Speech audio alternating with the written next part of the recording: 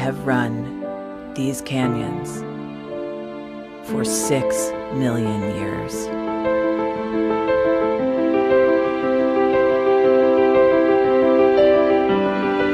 I have traveled from the Rocky Mountains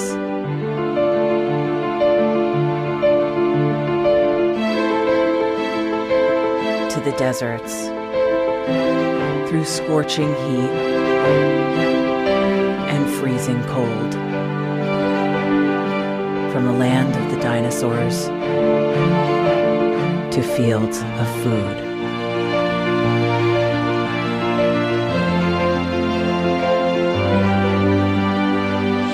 I lend my hand to 7 states, 2 countries, 9 national parks, and 36 million people across an arid West. I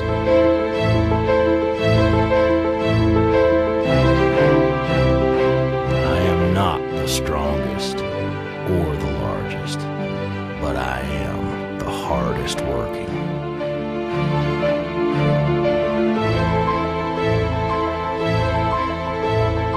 People love me. My playfulness, My beauty. my power,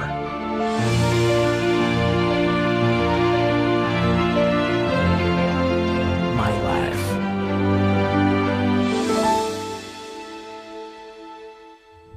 But I don't think I can offer any more. I am tired. I am tired, tapped, and tied. Of the hundreds of major rivers in the world, I am one of the few who no longer kisses the sea. Battles to harness my soul have been won and lost. Use me wisely, and I will sustain you. Use me like you have, and I will break. My name is Red. The Grand River Red. The American Nile. The Canyon Maker. I am the Colorado River. And I am the most endangered river in America.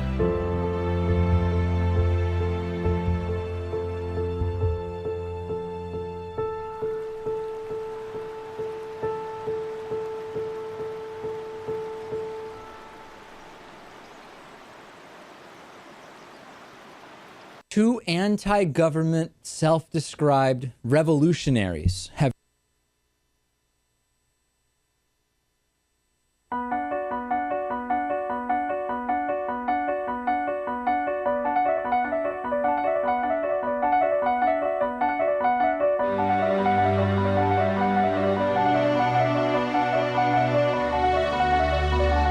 The most important issue on this planet right now is to protect and conserve biodiversity in the world's oceans.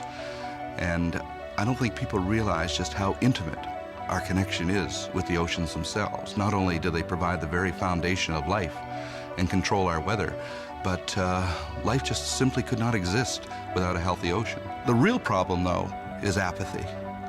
It's all out of sight, it's all out of mind, and people don't even think about it.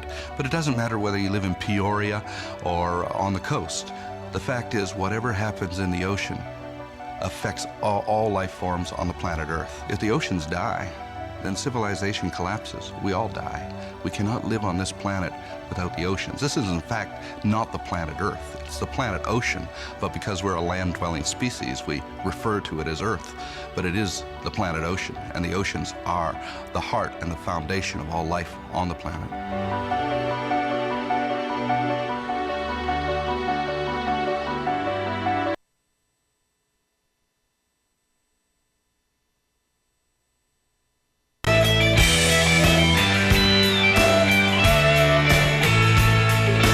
Hello, everybody, and a happy Tuesday. Hope it's going to be a happy Tuesday, August 26th at any rate.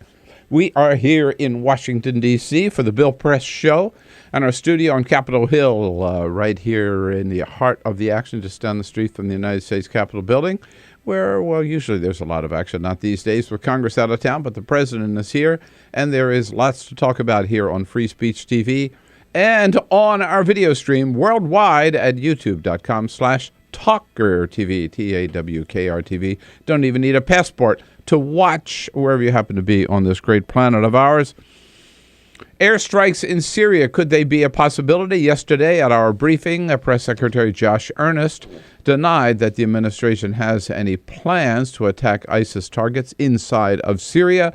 But the New York Times reports this morning that President Obama indeed has already given his approval for surveillance flights over ISIS targets in Syria. In other words, identify those sites, where they are, how big they are. That's the first step toward airstrikes in Syria, inside of Syria, which could happen before the end of the week. Yesterday in Ferguson, Missouri, 2,500 people packing the Friendly Mission Baptist Church for the funeral of teenager Michael Brown, and calls from the pulpit that his death should be a wake-up call to do something about the treatment of young black men by police officers around the country, with an appalling string of young black men shot and killed unarmed. Burger King reaching out to buy Tim Hortons up in Canada. This move from dollars to donuts, all about cheating on their American taxes. People are calling for a boycott of Burger King and expect some executive action by President Obama. Don't be surprised if that happens, to block the move. All of that and more. Give us your calls, your comments at 866-55-PRESS. Tuesday edition of the Bill Press Show. This is the Bill Press Show.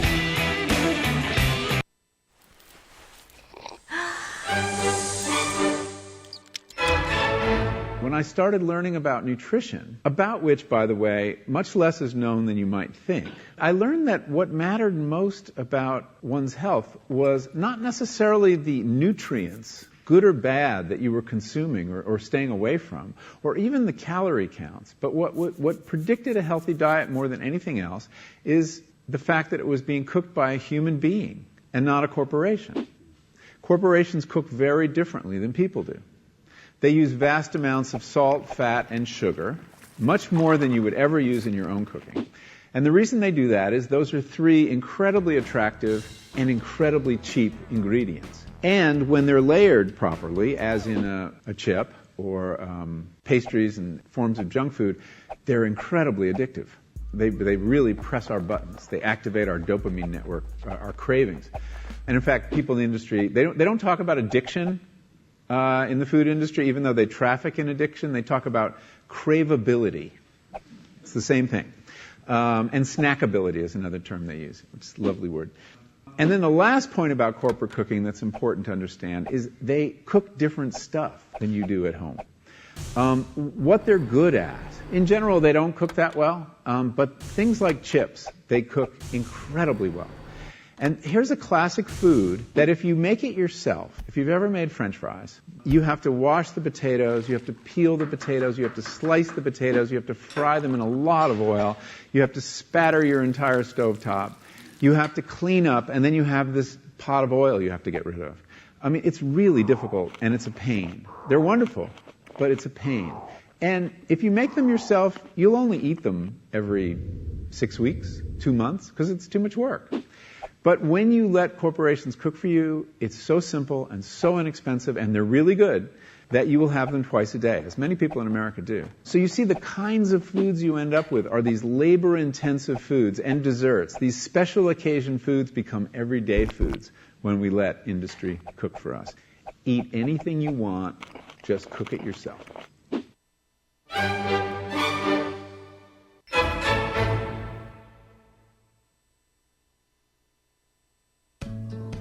You wouldn't let money just blow out of your house. So when your AC or heater is on, make sure the doors, windows, and fireplace flue are shut tight. If you're headed out, turn down the AC. or lower the heat by 10 degrees. And always keep your water heater set at 120. A little bit of common sense goes a long way. Get more great tips at energysaver.gov. So, I'm kind of new here, but I've noticed a trend. My human does this funny thing where she goes around and gets all my toys, and then she hides them in that basket by the door. But it's always the same basket, and it's always in the same place. And then she acts so surprised when I find them, but, she's putting them in the same basket. Again. It's like, hello, that's where you put it last time. You were the worst at hide and go seek.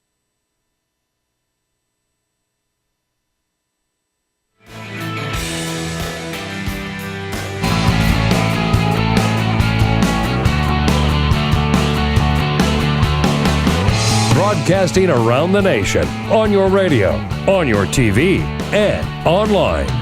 This is The Bill Press Show. Breaking Bad wins again at the Emmys last night. Well deserved. Hey, hello, everybody. It's Tuesday, August 26th. How about it? And here we are ready to take off with another action-packed Bill Press Show on this Tuesday, August 26th. On your local progressive talk radio station nationwide. Welcome, welcome, welcome. Good to see you this morning. And don't forget, if you don't have a progressive radio station where you happen to be, you can always find us on the radio on your TuneIn app, on your electronic device, rather. On the TuneIn app, it's free. Download it, TuneIn. Or on iHeartRadio, where you can connect with any one of our great affiliates and listen in anywhere in the country. So the audio stream available everywhere, as the video stream is too. If you got a satellite dish on Free Speech TV, and worldwide, if you have a computer or an iPhone or a laptop or your iPad, you've got us on TawkrTV, youtube.com/TawkrTV. Booming out to you any way we can, and taking your comments any way we can on the phone at 866-55-PRESS, online at Twitter at BP Show, and Facebook at facebook.com/Bill Press Show. Peter Ogburn here leading the team this morning. Hello, Peter. Bill, hi there. I'm here. Into the week. We are into the week. We are indeed. Lisa Murphy will be back, I think, tomorrow. That's the word. That's the word. Alicia Cruz standing by to take your calls at 866-55-PRESS. She's at the switchboard there, leading our army of volunteer operators. And Cyprian Bolding, yes, by himself, the one videographer handling all four cameras at one time. I don't know how he does it, but he's the best in the business. He works for us. And if everything's like out of focus or whatever, blame it on Cyprian. That's right. Yeah. He's at a if we're looking good, then you know how rough a night Cyprian had by how good the show looks, you know? No, you know how bad a night we've had. That's right. By how bad, I was trying to get us out of that. I was trying to blame it on someone else. By how bad we look. Yeah, indeed. How about, the big Emmys last night? Seth Meyer, the host. Emmys held on Monday night. They're usually on Sunday. Maybe no big surprises, but some big hits, walking away with the big awards. Jay Leno announcing the winner for Best Comedy. And the winner is Modern Family! All right, there you go. Modern Family. How about the Best Drama? Was there any doubt? And the Emmy goes to? Halle Berry. Breaking Bad. Breaking Bad, walking away with it. Bryan Cranston also got the Emmy for the Best Actor in a drama. Without a doubt, I think it had to go to Breaking Bad. Yeah, it had to go to Breaking Bad. The actor, I will say, it for me anyway. It could have gone to either Bryan Cranston or Matthew McConaughey for True Detective, which was amazing. Mm-hmm. This was one of those things that it could have gone either way, and I would have been happy either way. But I think at the end, it had to go to Bryan Cranston because this is his last chance to win for Breaking Bad. Right. It's gone. So. And just coming out of that, winning the Tony in New York for All the Way as well. By the way, I didn't know this. All the Way, which I saw, and I've talked about it, and what an incredible play it is. If it goes on the road and it comes near you, you got to see it. The story about LBJ, the 1 year getting that civil rights bill passed through Congress. Bryan Cranston, I saw him in the lead on Broadway. But I didn't realize this. This is just the first installment. There's another already playing somewhere on the road, getting ready for Broadway. LBJ Act 2, if you will. Whoa, really? By the same screen playwright. Forget his name or forget the name of but the next one is about LBJ. Vietnam War and resigning because of it. It's that year in his life, and so and it won't be Bryan Cranston. It could be, or it could be. Could be. I mean, I look forward. It's not on Broadway now. It's out in some regional theater. You know that's how they always do. They test them out and maybe make some adjustments, shorten it or lengthen it or check it out, and before it goes to Broadway. I look forward to the third installment, which is a play just about LBJ ordering pants. Yes, that's what I would go see. We have that audio, and we'll be ready when that happens. That's right. Okay. So lots going on today. Of course, it's Tuesday. Igorian's Delight. Igor will be here, as well as his twin Arthur Delaney from Huffington Post. Igor from Think Progress. Erikka Knuti joins us. Political strategist. Take a look at the political landscape. And Zeke Miller from Time Magazine. Covers the White House for Time Magazine. My buddy at the briefings, he'll be in as well. And how about it? Are you ready now for war in Syria? But first, this is the Full Court Press. Just a couple of other stories making news yesterday. I told you about the Denver Broncos. They had a problem with their kicker, Matt Prater, who's been suspended for drinking alcohol. Yes. Today, more bad 2 news. beers, right? He drank a couple beers at home. He's been suspended for 4 games.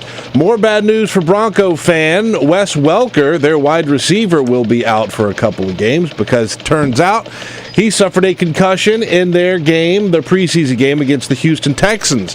This is Wes Welker's 3rd concussion in 11 months, which is not good. Retirement has already been brought up. Maybe he should sit down. He says he has no plans on retiring, and his coach says he's in good spirits and expects to see him back out on the field just as soon as possible. Yeah, and there are no problems with head injuries in the NFL, so we don't have to worry about that. No, not at all. Do you remember Sochi? I do. Sochi, where they had the Olympics. Well, yes. Russian photographer Alexander... Great summer resort for the Winter Olympics. Well, here's the problem, as we've talked about. A Russian photographer by the name of Alexander Belinky went back to Sochi for the 6-month anniversary of the Olympics. Turns out, total ghost town. No one's there. The buildings are empty. Some of them have already begun to sort of fall apart a little bit because of the way that they put them together was so shoddy. They were slapped together. No maintenance whatsoever. There's a whole photo gallery that Gizmodo, the website Gizmodo, put up. We'll send out a link so you can see it. And it is a bona fide ghost town in Sochi right now. Who would want to go there?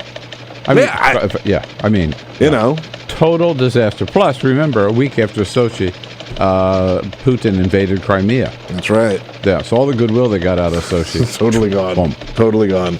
And if you go to Disney World soon, you may see drones filling up the friendly skies. Why would you see drones at Disney World? I'm glad you asked. Well, here's what they said. That they filed for a couple of patents to fly drones. Is this like a new E-ride? At Disney World. Well, what they want to do is, one of the things they want to do is have drones lift up like a screen so that they can project images onto a screen, so they could have a floating movie screen, basically. So they have the drones take it up in the sky and they can project images onto it. They also want to look at your face. They do that with blimps. Well, it wouldn't be as high up as a blimp, I guess. It would only go, say 20 feet off the ground, and they can project something onto it. They also want to have the drones operating up above people, which operate the puppets down below. So they have a couple of big ideas for drones. They've filed for a couple of patents there at Disney World. Oh, God. None of them will be equipped with missiles. Let me just say, I don't give Go ahead. rat's ass about what they do at Disneyland, to tell the truth. What I'm very happy about is that Director John Jarvis, the head of the National Parks Service, last week issued an order saying no drones over any national parks in the United States, because they were starting to use them, or there were an application to use them over the Grand Canyon. Ain't going to happen. No, all national parks are now drone-free. Good for John Jarvis. I'm okay, by the way, with the National Park Service flying drones over the Grand Canyon. Like, I think that'd be cool to get that image. But the problem is you have these yahoos that show up with their own... Well, I mean, look, if they want to use them for, like, from some forest fire protection or something, you know, some of the great national parks, I could see that. No. But the idea that any commercial companies could use them, or people could fly their own drones, no, ain't going to happen. You don't want those things buzzing overhead. Indeed. Well, the focus... and where we start today is on airstrikes in Syria. Are we ready for it? Do we think it's a good idea? Is it going to happen? And can it happen without our, in effect, helping President Assad of Syria stay in power? Nobody said this stuff is easy in the Middle East. It gets more and more complicated. And with the question of airstrikes in Syria, we've seen it build in the last couple of days. We've seen it really, really build to where it is almost a reality. And we go back about a month ago where we talked about this, and President Obama said, even though he had been reluctant to re-engage in Iraq, because that was his one of his crowning achievements, was ending the war in Iraq and getting all combat troops out. Then there was more and more pressure as ISIS starts rolling toward Baghdad. It looked like Baghdad might fall, and then it looked like Erbil in the Kurdish area, where we do have an American consulate, might fall to ISIS. And then ISIS seized this dam, and then ISIS had marooned these thousands of Yazidi religious member of that sect on top of Mount Sinjar, where they were stranded and didn't have enough food, didn't have enough water. Many of them were dying.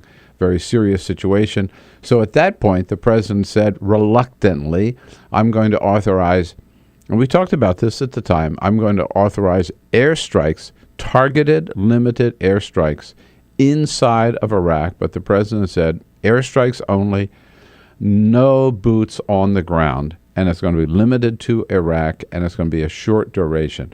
And we got to admit, and so we talked, this is a good idea or not? Do we really want to get back to war in Iraq?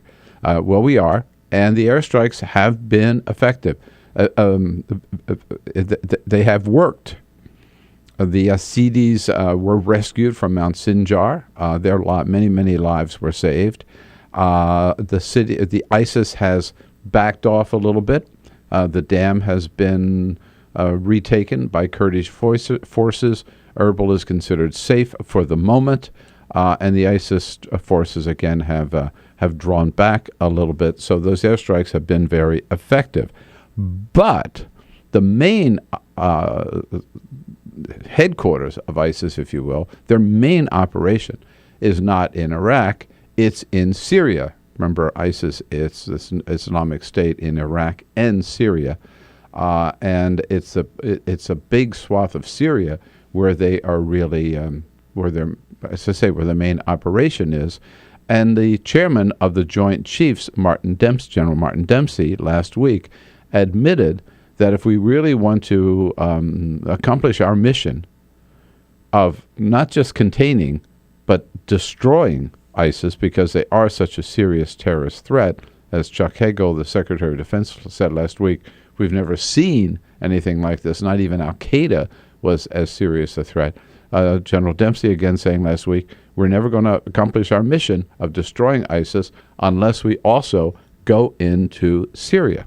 This is an organization that has an apocalyptic end-of-days strategic vision, and which will eventually have to be defeated. To your question, can they be defeated without addressing that part of their organization which resides in Syria? The answer is no.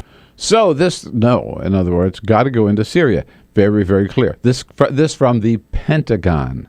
That means he was talking about military action in Syria, no doubt. Yesterday at the White House, this question dominated our briefing.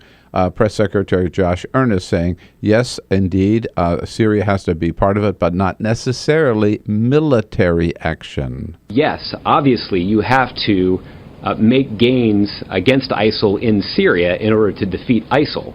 What you shouldn't necessarily do is jump to the conclusion that that means robust American military action is required in Syria to further or accomplish that goal. Of course, he uses the acronym ISIL instead of ISIS. We're talking about the same organization. But Josh kept making the point, of course, the Pentagon prepares for all eventualities. And so, of course, the Pentagon, among the other things they're considering, are airstrikes inside of Syria. But the president has not made a decision, and we're not necessarily going in that direction.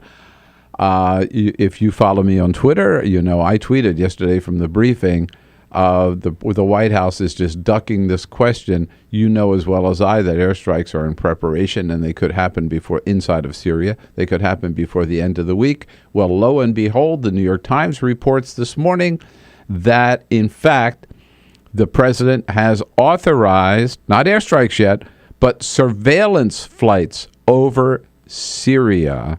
Surveillance flights to identify, to target, to map out, to scope out the ISIS positions, a preliminary step to airstrikes, which, in other words, they can't do the airstrikes without doing the surveillance flights yet. So we're taking it one step at a time. And believe me, if he's authorized surveillance flights, he will announce airstrikes against Syria, I'm telling you, by the end of the week. The question is, should he? Is this what we want? Are we ready to expand our operations from Iraq into Syria? And here's the other big question. I told you, it's not easy. It's complicated, okay? Figure this out. In Syria, there are three forces. There's President Assad. We want him out. His enemy are the moderate rebels, who have sort of lost a lot of ground, and ISIS. Now, if we help take out ISIS, aren't we, in fact, helping President Assad stay in power? How can we take out ISIS without helping President Assad? Do we want to get involved in this at all? Go into Syria? You tell me. 866-55-PRESS, Tuesday, The Bill Press Show. This is The Bill Press Show.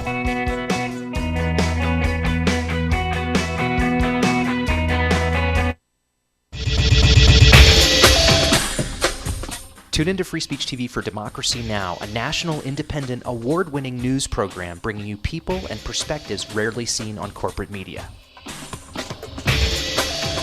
Grunt work. Love it, hate it, useful, not useful. Necessary. Our social entrepreneurs are people who have been on the front lines of social change. I've learned so much from talking with them. This is Cafe Impact, and I'm Jonathan Lewis. I will say that I think is a challenge for anyone, especially the new workforce as they come in, is the ability to accept grunt work with grace. The most boring, awful details are the most important elements of doing this work. From the way you save names in your Rolodex to the way you bank and you deposit checks. The truth is, this work isn't glamorous, it's rewarding. You don't go into this for the glamour, you go into it for the impact. And so it takes that determination to do the scut work to actually get anywhere. It can be really challenging in a first job for someone who's coming out of finishing school to have the enthusiasm that they do to make the type of social impact that they've dreamed of. And now they're here in this first job and all of a sudden they're shouldered with all this grunt work. And they don't understand and they don't get it and they're resentful. Talk more about the power of answering phones. Sure, I did that myself, took out the trash, cleaned offices when I had to, and it's all good. There's power in being a good team player and in being somebody who sometimes has to support other people's leadership before you get to have your own moment in the sun. Is it hard to wait? It is absolutely hard to wait, especially if you're an alpha female like I am. I think grunt work can help a new employee, build trust internally, and teach them the nuances of how an organization is run so that they can have a real good sense of what HR is doing, what finance is doing, what all of the other departments are, and that actually makes them a better employee in the long run. So in my role on a daily basis, I literally can be looking at a new venture in software. We could be looking at a microfinance deal. I could be making coffee, taking out the trash, and riding a tractor on any given day. Have you found people who thought it was demeaning that they were given this job, work in the front office and make the coffee when they graduated with all A's from this great university? And, yeah, people like that just don't last very long in our world. If your approach to life is that, you're so smart and you're such a fabulous entrepreneur that you can't understand why people aren't giving you opportunities, it's really hard to advance.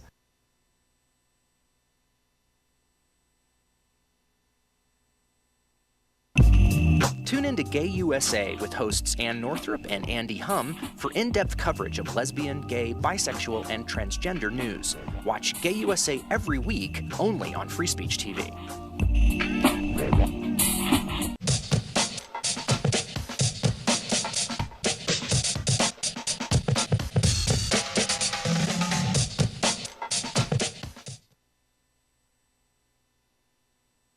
What the frack? What the frack? What the frack? President Obama, are you fracking kidding me? Reopen the EPA studies. In Texas, Wyoming, and Pennsylvania. Fracking pollutes our oceans. Fracking poisons our water. Fracking makes climate change worse. Fracking relies on toxic chemicals that cause cancer. Ban fracking now. Ban fracking now. Go on.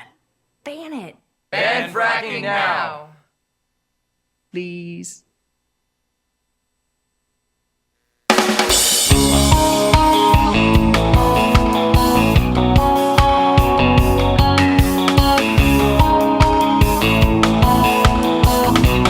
This is the Bill Press Show. All right, 27 minutes after the hour. Airstrikes in Syria could be right around the corner. We've okayed surveillance flights. Hey, we've already done airstrikes against ISIS in Iraq, so you might say, why not in Syria if we really want to wipe them out? 866-55-PRESS. Joey in Chicago. Joey, go. Good morning. If you want to take the head off the snake, you got to attack the headquarters in Syria. We're very good at this. We proved it in Iraq. We could do this in Syria also.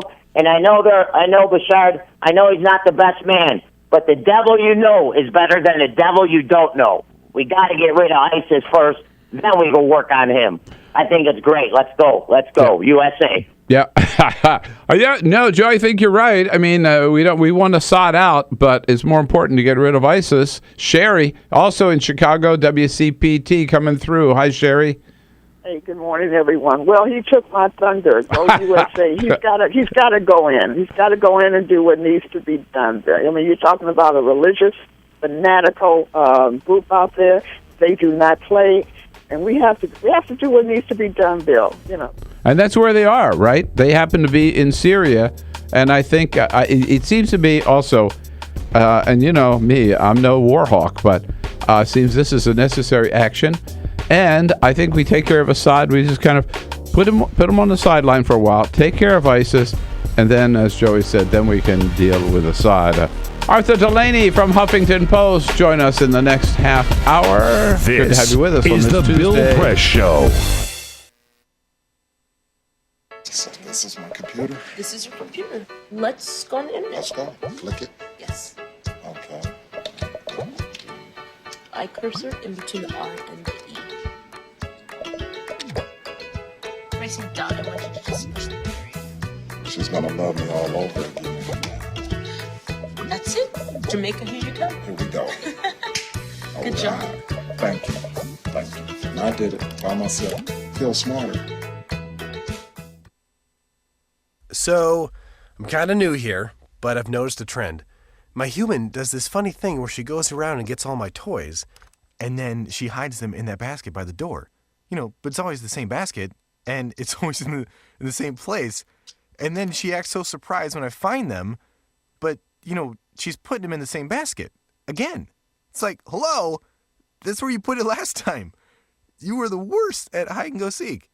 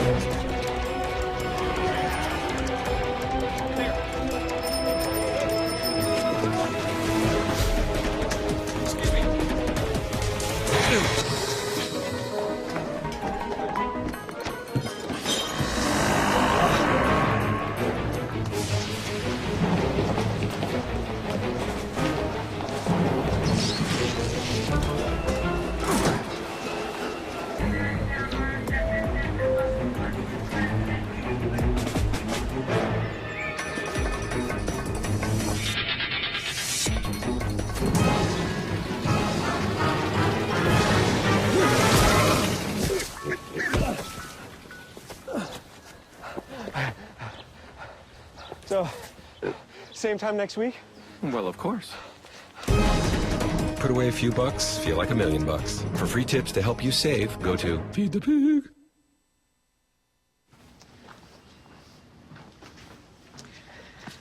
All right.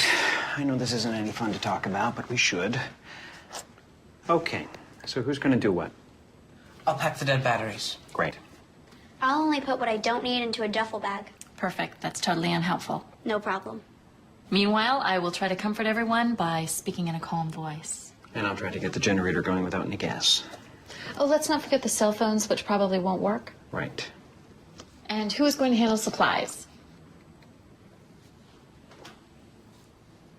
I can forget to do a list for us. Thanks, pal. Well, I think we couldn't be any less prepared. I'm proud of you guys. Talk to your kids about who to call, where to meet, what to pack.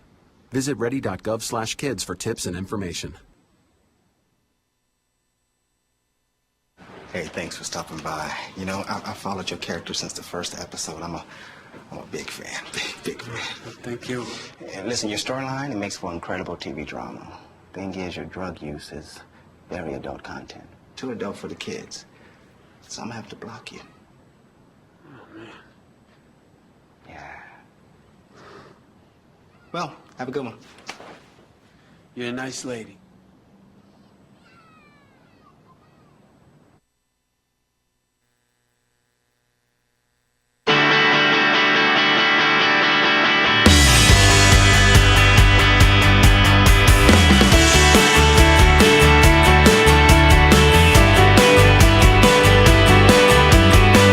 This is the Bill Press Show. 33 minutes after the hour, Tuesday, August 26th, the Bill Press Show, Washington, D.C. is where we are. In our studio on Capitol Hill, booming out to you nationwide and brought to you today by the National Education Association. The good men and women of the NEA, Teachers of America. Hard at work. School year has already begun again. Under our new president, Lily Eskelsen, creating great public schools for every student in America. Indeed, for more information about their great work, either visit your local school, your kid's classroom, or go to the website at nea.org. It's a Tuesday, and we know you're tuned in for one reason only. Yes, just to find your champion here, champion of the middle class and working class Americans from the Huffington Post, Arthur Delaney, editor of HuffPost Hill. Hello, Arthur. Good morning. Thank you. Good to have you here. Yes. First, I looked up. I thought it was Rick Perry had walked in. We did Rick Perry jokes last week. I know, but I'm going to do it every time. Listen, people make fun of Rick Perry.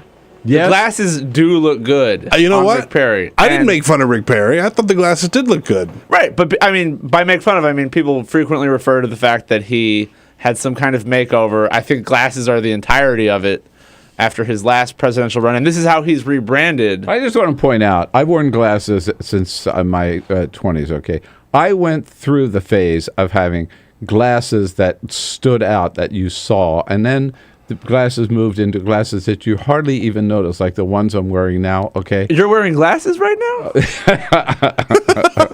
So I just want to say is Rick Perry will grow out of this just like I did. At one time I had these big glasses that you look at somebody where does that and all leave you me? see are your glasses. No, you don't want to see your glasses. So Rick Perry will grow out of it. You'll grow out of it too. Oh, okay. All right.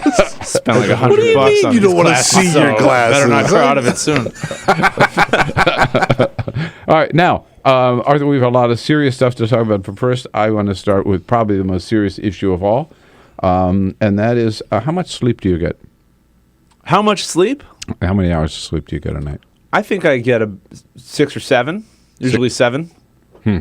Well, the reason I bring it up is because the American Pediatric Association yesterday came up with a new study saying that the sleeplessness, the lack of adequate sleep for American teenagers is a national health crisis. And they have they've put out a request or a recommendation that all high schools and middle schools delay their start time by a half an hour to give teenagers more sleep. Because they're more nocturnal? Is that the thinking? They just can't get to bed? They need more sleep. Only 15, think of this, Peter. Your kids are just about, well, not quite middle school, but only 15% of American schools start at 8:30 or later. So 85% like 7:30, 8 o'clock. Well, I recently read do you have an opinion on this? The National Coffee Association did a study that children are under-caffeinated. So maybe we could start school 15 minutes later, but give them two birds, one stone here. Give them more coffee, is that it? Yeah. I think that this whole study by the American Pediatric Association, I smell a conspiracy on the part of some teenagers who just want more sleep. Yeah. Right? A national health scare. They want classes to start at noon. Then they'll complain about starting at noon. So it's just two kids underneath a lab coat. That's what I to be a grown-up. According to this new study. No, that's what I think it is. Interesting, just to show you how I read HuffPost Hill. You raised some questions in HuffPost Hill about the extensive media coverage of the killing of Michael Brown and the events in Ferguson, and as to why Michael Brown and why and attention to not some of the others. Why? Well, it was, partly why did this get so much media attention, but also... You don't think it was deserved? No, it was. Why did it get so much media attention? Why did the public outrage sustain for longer than it has with other instances of police brutality? I mean, maybe other shootings lasted as long, but I don't think you had more than... Maybe Trayvon Martin, but there are hundreds of others since in between that we didn't even hear Police kill somebody every single day, more than one person even. So we just wanted to look at why did this one really capture so much attention and make people so mad. And I think the first thing right off the bat was that there was no question that Michael Brown was unarmed. In a lot of other police shootings, the police say the person had a weapon or reached into his waistband. Right. Or had what they thought was a weapon or something. And I think in a lot of people's minds, that's a mitigating factor, big time. Like the killing of Kamani Gray in New York last year, they said he pulled a gun on these two off-duty cops, even though there was witnesses said that there was no gun. He didn't do anything like that. But the fact that the police said it, people give police a lot of credit, and so that mitigates it severely. And then there was the what the police did after the shooting. A lot of people we talked to, that made it way worse. I mean, leaving the body lying in the street for 4.5 hours certainly was a factor. Right, and then basically crapping on the kid, saying, "Well, he robbed a convenience store, and we have it on video." That had nothing to do with what pot in his bloodstream. And all of that. Yeah. This junk, which was not directly relevant to why he was killed at all.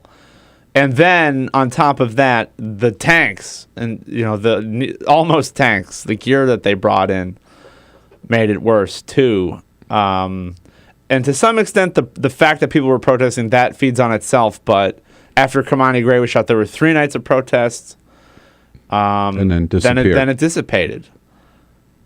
After Michael Brown, how many consecutive nights of protests? I mean, they're still going on in a tiny way, I think, but there were at least 9 nights of big ones. Yesterday, kudos to Huffington Post. We had on the program Mariah Stewart. Peter, did I get the name right? Yep. Yeah. Mariah Stewart, who's the HuffPost, as you know, the HuffPost fellow, who has been hired to and assigned to stay in Ferguson throughout the year and continue to report on any changes that occur in the community, either in the policing or in the political side of the community, as a result of the Michael Brown killing. And because it wasn't just because of a shooting that this was such a huge story. It was the long simmering, years long, decades long, really centuries long tension between the black and white people. And we're also sending Ryan Riley back there this week. Oh, is that right? Yeah. Ryan Riley, who was arrested the first night of the protest, right? Sitting in a McDonald's. In a McDonald's. Yeah. Not in a Burger King, which gets us to the next thing I wanted to ask you about, which is, that's I thought CBS News maybe. I heard it there first last night. The phrase "dollars to donuts," right? Burger King buying this donut chain in Canada, a classic case of inversion. Buying a foreign company and moving their headquarters to Canada in order to escape U.S. taxes. Are they going to get away with it? They're in the advanced stage of possibly doing this. I mean, yeah, that's right. Haven't done it yet. Some chance a wave of negative public opinion would maybe slow them down. Although the stock market responds so positively with their shares going up, and I think what the whole situation reflects is the obsession with shareholder value.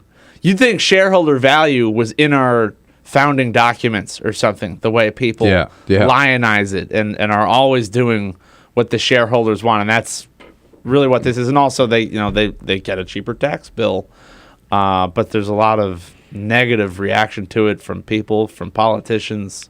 But they could get away with it if they wanted to. But this is a classic case of an American firm taking advantage of all the benefits that corporations have in this country, from distribution systems, transportation systems, workforce, education, police protection, fire protection, all of that stuff, taking advantage of all that, but not wanting to pay for it, and they move their headquarters to Canada. Exclusively. I mean, the sole purpose is they don't need a donut firm, right, or donut chain, right? Their sole purpose is to not pay American taxes. The shareholders weren't clamoring for donuts. No, right. But I mean, isn't this a case of I hate to call them traitors, but they're certainly not. They're certainly not patriots. Traitors is probably a strong word for it, but no, it's not the most patriotic thing in the world. But they've got all kinds of political cover. Barack Obama himself laments our top corporate tax rate, and there's this bipartisan agreement that it ought to change. Well, let's slow down here. I mean, Obama has not this particular deal, but he's been talking about inversion, saying this is a practice that he wants to stop, and I think he would stop. He'd stop this deal in a flash if he had the authority to do so. Right, Democrats have legislation targeting the practice, but well, why wouldn't Republicans stop if there's legislation to stop this practice? Why wouldn't Republicans support it? They are the party of entrepreneurs. They're the party of shareholder value. Are they the party of tax cheats? Seriously, I'm trying to understand what would be their thinking. Why is it good for Pfizer? Well, it's not cheating. It's legal. Why is it Pfizer to buy to buy AstraZeneca in England? Now that deal only fell through because AstraZeneca said we don't want to be bought by Pfizer. They didn't play along. But why would they support that and that loss to the American Treasury? You can call it cheating if it's illegal, but it's not cheating. It is cheating. Well, I think that just like parking your money in the Bahamas. It's easy cheating. for Republicans to say, "Look, it just goes to show you that our corporate tax code is out of whack, and we need to cut the rates." Yeah, what we ought to do is make them pay what the corporate tax rate really is. None of them. That's not even on the table. None of them pay anything close. Arthur Delaney here. He's on your side. On the Bill Press Show, 866-55-PRESS. What should we do about this Burger King? I tell you one thing, I will never step foot in another Burger King in my entire life. Drastic. That'll show them. That's a Whopper. I can't top that. We'll be right back. This is the Bill Press Show. What the frack? What the frack? What the frack? President Obama, are you fracking kidding me? Reopen the EPA studies. In Texas, Wyoming, and Pennsylvania. Fracking pollutes our oceans. Fracking poisons our water. Fracking makes climate change worse. Fracking relies on toxic chemicals that cause cancer. Ban fracking now. Ban fracking now. Go on. Ban it. Ban fracking now. Please.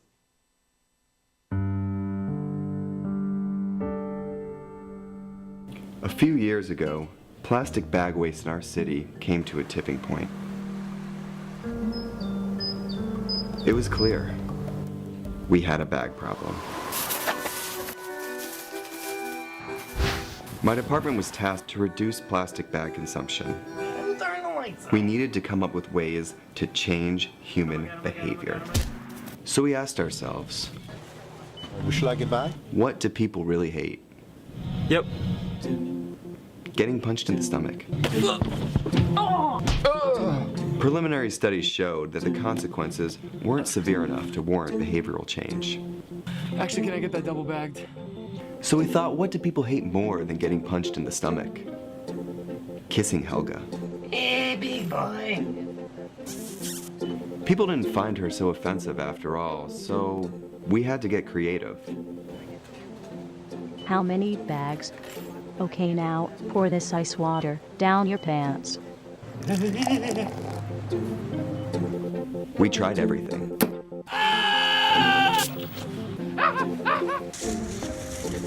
Eat this rat. Defuse this bomb. Even fighting your clone. After blowing through millions of dollars of government funds on research, I came up with a brilliant idea. Why don't we just charge 5 cents per bag? That's a stupid idea. Would you like a bag? Yes. 5 cents a bag. 5 cents? 5 cents? Do I still have the option of getting punched? Honestly, I don't know how everyone else missed it. Why don't you just get a reusable bag?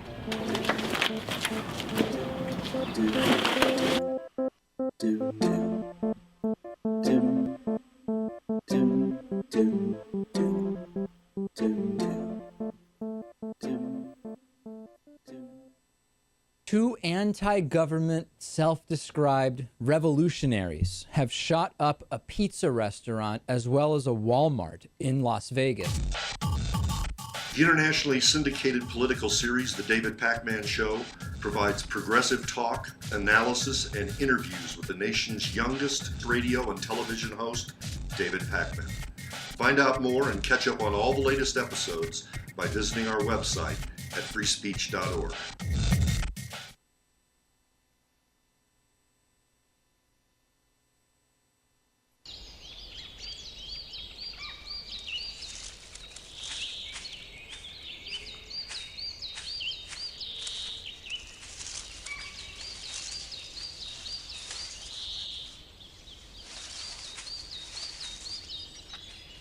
At Earth Justice, we defend the environment in the courtroom.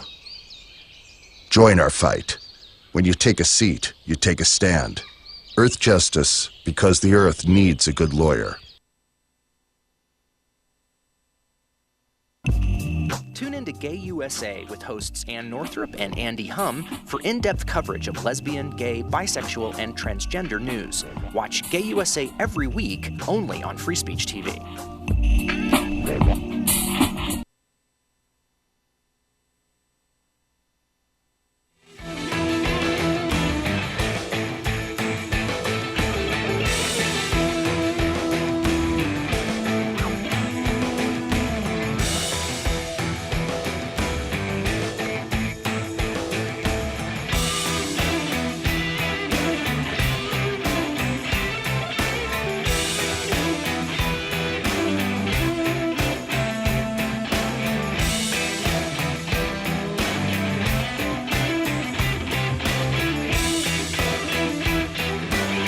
Arthur's a doppelganger. Igor Volsky will be here in the next half hour. Arthur Delaney from Huffington Post, editor of HuffPost still, HuffingtonPost.com.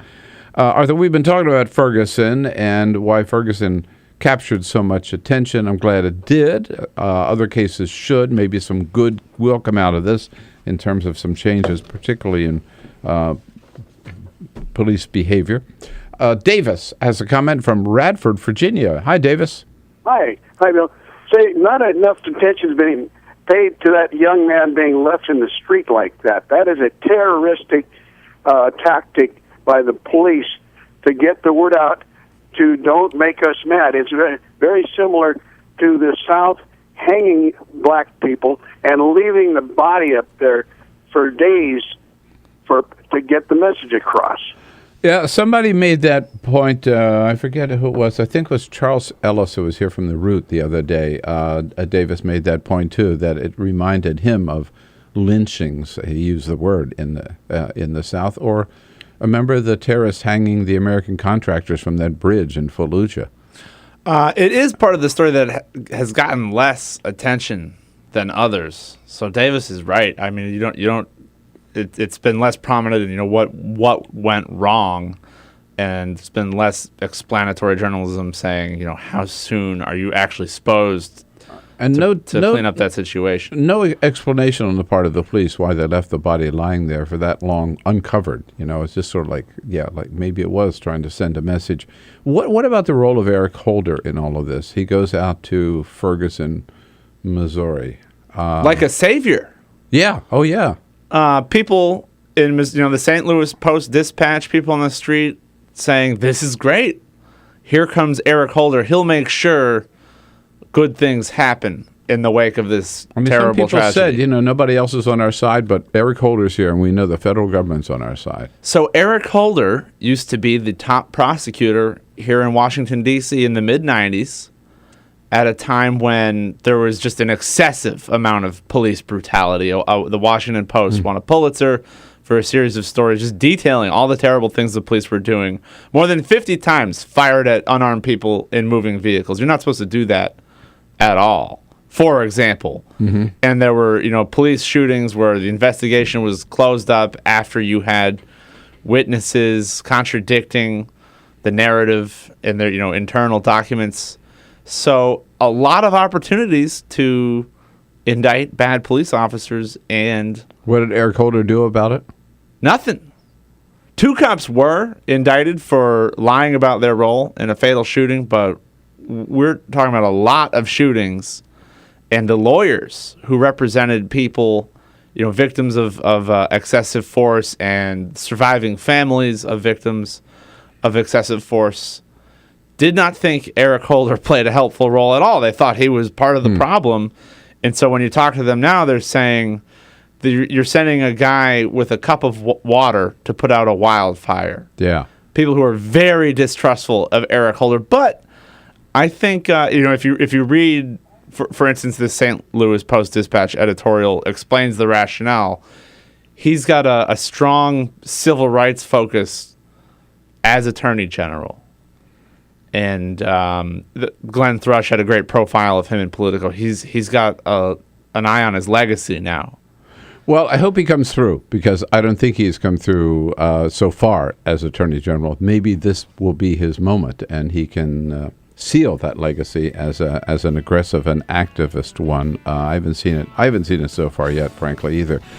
Arthur, always good to have you in here. Thank you so much. Cover the wide range of issues. Thank you very much for having me. Yes, indeed. We liked it so much, we'll invite you back next week. Oh, all right. Tremendous. HuffingtonPost.com. I'll be right back.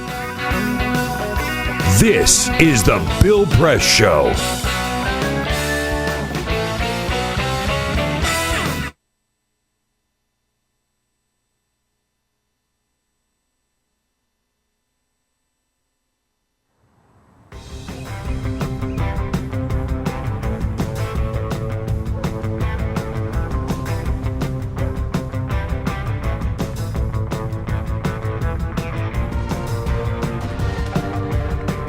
Sometimes when I'm walking down the street, I'm not necessarily looking out and seeing all these water-wasting lawns and people that aren't as connected to their neighbors and their lives as they could be. I'm walking down the street looking, going, edible oases, rainwater, fed landscape, and just looking at the possibility of these sort of landscapes up and down the streets of neighborhoods and communities all across this world.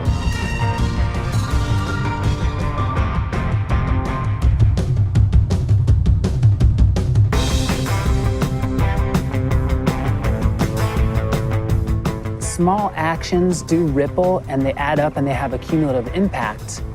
And so when you're building upon your small mindful actions, you have the confidence and the ability to take on something a little bit greater. So that could be nice.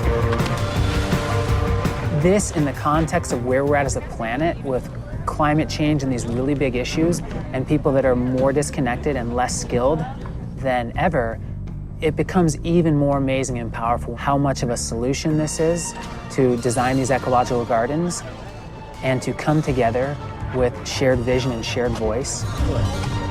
There's never been a time where your choices have mattered more. Doing something as simple as us transforming a landscape creates a model that anybody could look at far and wide, and you're sharing food and connecting and building skills together in your own neighborhood. It's a richer way to live in normal times, but in the new normal of climate change and erratic weather and economic upheaval, it becomes essential. Whether it's me, you, Gandhi, Che, MLK, Willy Wonka, whoever, past, present, or future, the power of our daily actions is all that we have. You know, and like Archimedes said, give me a place to stand and a lever long enough and I'll move the world. And that's what those simple actions do. They move the world every day.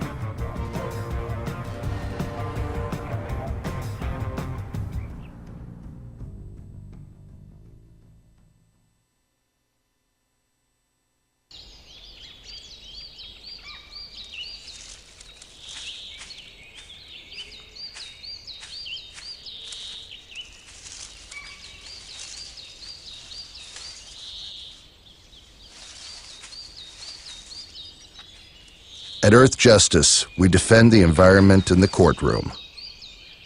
Join our fight. When you take a seat, you take a stand.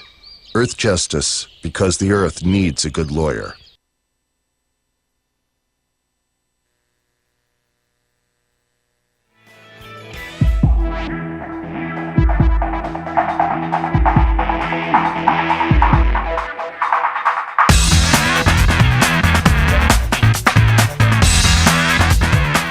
New York Times reporting this morning that President Obama has authorized surveillance flights over Syria, surveillance flights on ISIS targets, which of course is a preliminary, could be, I would say is a preliminary to military airstrikes against ISIS positions in Syria.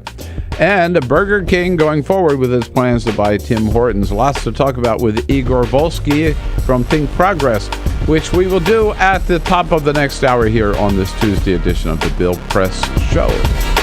This is the Bill Press Show.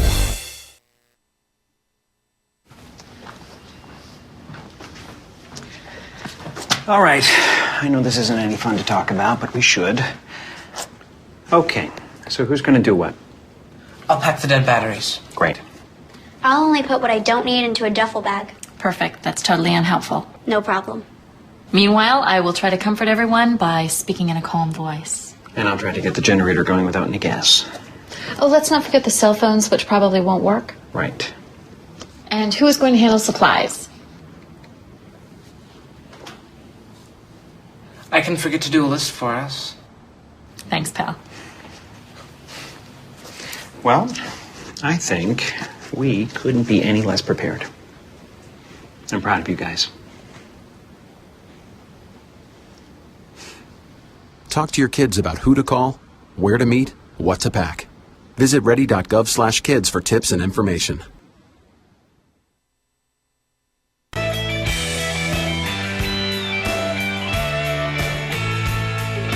Hello, everybody, and a happy Tuesday. Hope it's going to be a happy Tuesday, August 26th at any rate.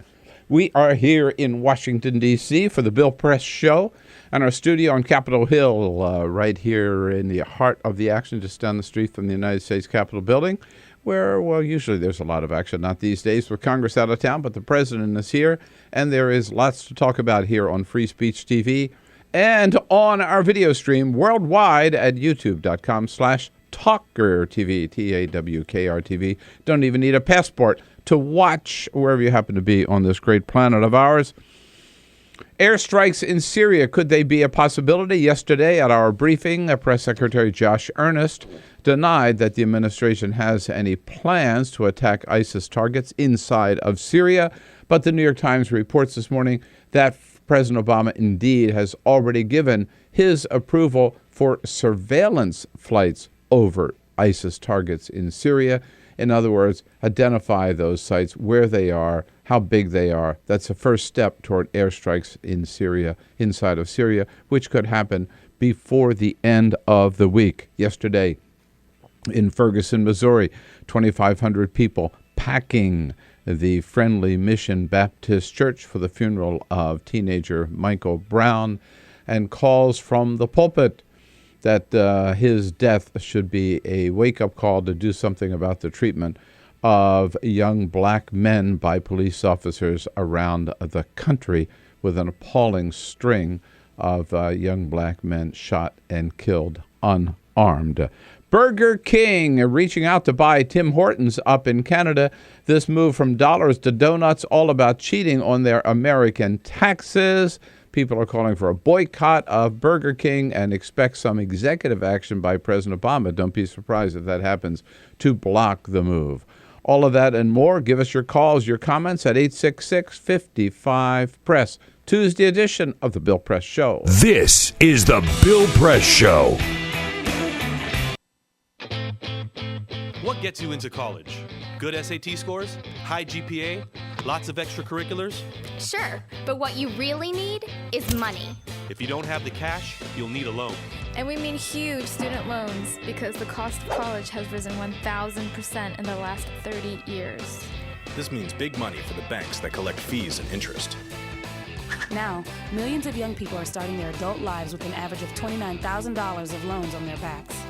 Altogether, we're talking $1.2 trillion in student debt.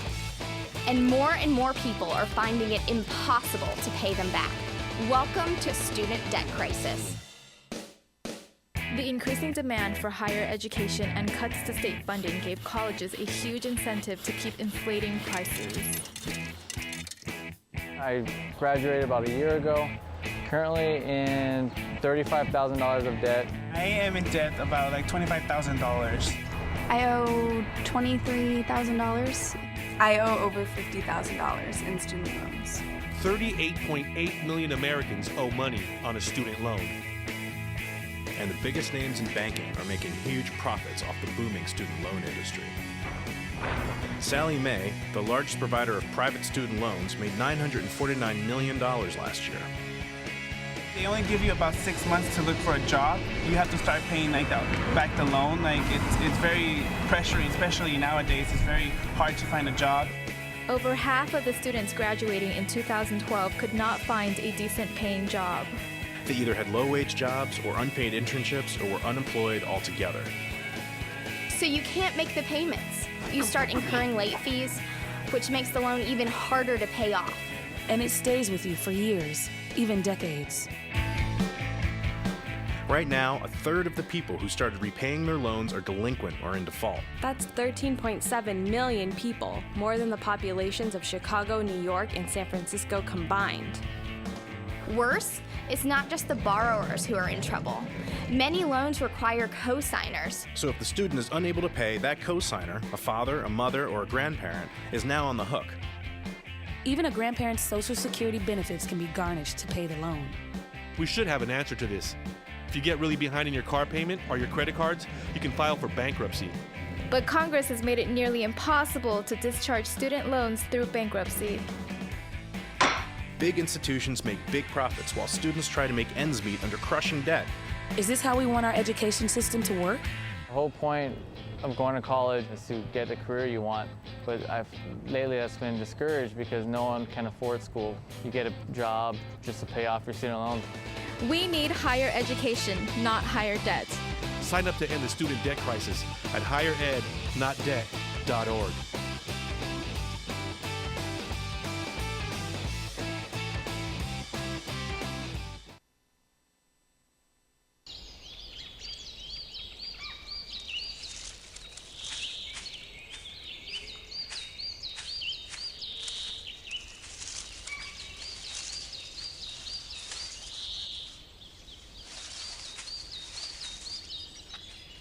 At Earth Justice, we defend the environment in the courtroom. Join our fight. When you take a seat, you take a stand. Earth Justice, because the Earth needs a good lawyer.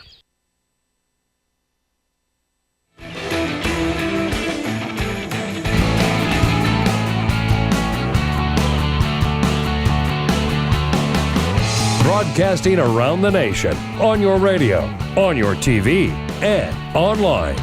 This is The Bill Press Show. Napa County is still mopping up the damage. Unfortunately, a lot of that damage is spilled wine. Yeah, too bad they didn't all ship it here for the earthquake. Hello, everybody. What do you say? Tuesday, August 26th. Great to see you today, and thank you for joining us on your local progressive talk radio station. Thank you for watching us on Free Speech TV and on TawkrTV. Welcome to all of you radio listeners and TV watchers on this Tuesday as we take you across the landscape and the news of the day here in Washington, around the country, and around the globe. We'll tell you what's going on. And you tell us what it all means to you by giving us a call at 866-55-PRESS or send us your comments on Twitter at BP Show and on Facebook at facebook.com/Bill Press Show.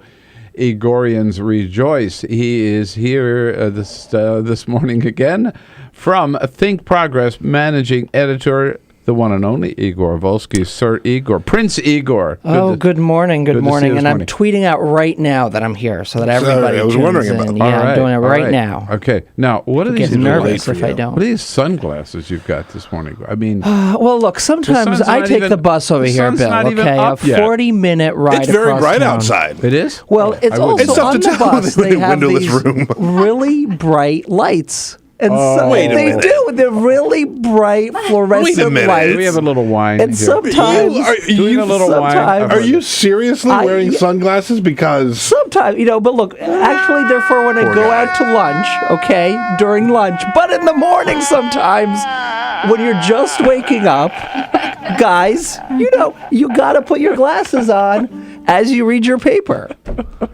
Are you serious? It's the hoops I jumped through to get here, Peter. Poor Igor. I know. The lights on the bus are just too bright. I know. And I've forgotten my sunglasses. Well, maybe if I had a couple more drinks in the morning, I wouldn't notice. But that's what Bill does. I try to cut back when I come in here. You think these studio lights are anything to sneeze at? Come on. Should I get my sunglasses? You get your sunglasses out, Bill. These lights are so bright. Basically, I'm like a rock star with, sometimes they wear because the spotlight. The spotlight on the bus is too bright. He wears these glasses because he doesn't want to be recognized. Yeah. It's either that or he's super hungover. There's that. There's the only time I wear sunglasses in the morning when I'm hungover. All right. Peter Ockburn. Hi, Bill. Our team up this morning. Hi, Igor. Lisa Murphy's got the day off. She'll be back tomorrow. Alicia Cruz here on the phones and Cyprian Bolding on the video cam. All right, it's official now. It is official. I've been saying this. You've heard me dump on it. I hate to be a party pooper, but you've heard me dump on the Ice Bucket Challenge. It has officially jumped the shark. It's officially over after yesterday. Sarah Palin destroying it all. Here she is. She was challenged by how the mighty have fallen. She was challenged by some construction company up in Wasilla, Alaska. The Arctic Cat Company. The Arctic Cat Company. You'll hear her talk about them. The Arctic Cat. And to take the challenge. And she first says she refuses to because she's above that. I'm too old for this, really. And don't you guys think, come on, at this stage of my life, my career, I'm doing a little too prim and proper for all that ice bucket water dump thing.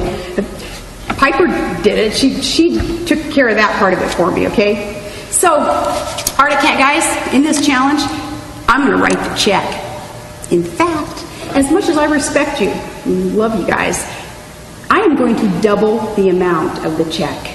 Double the amount of BFD. She writes a check for $200. Is that it? Can you follow what she's saying? No. It doesn't make sense. Insane. Is it a joke? No.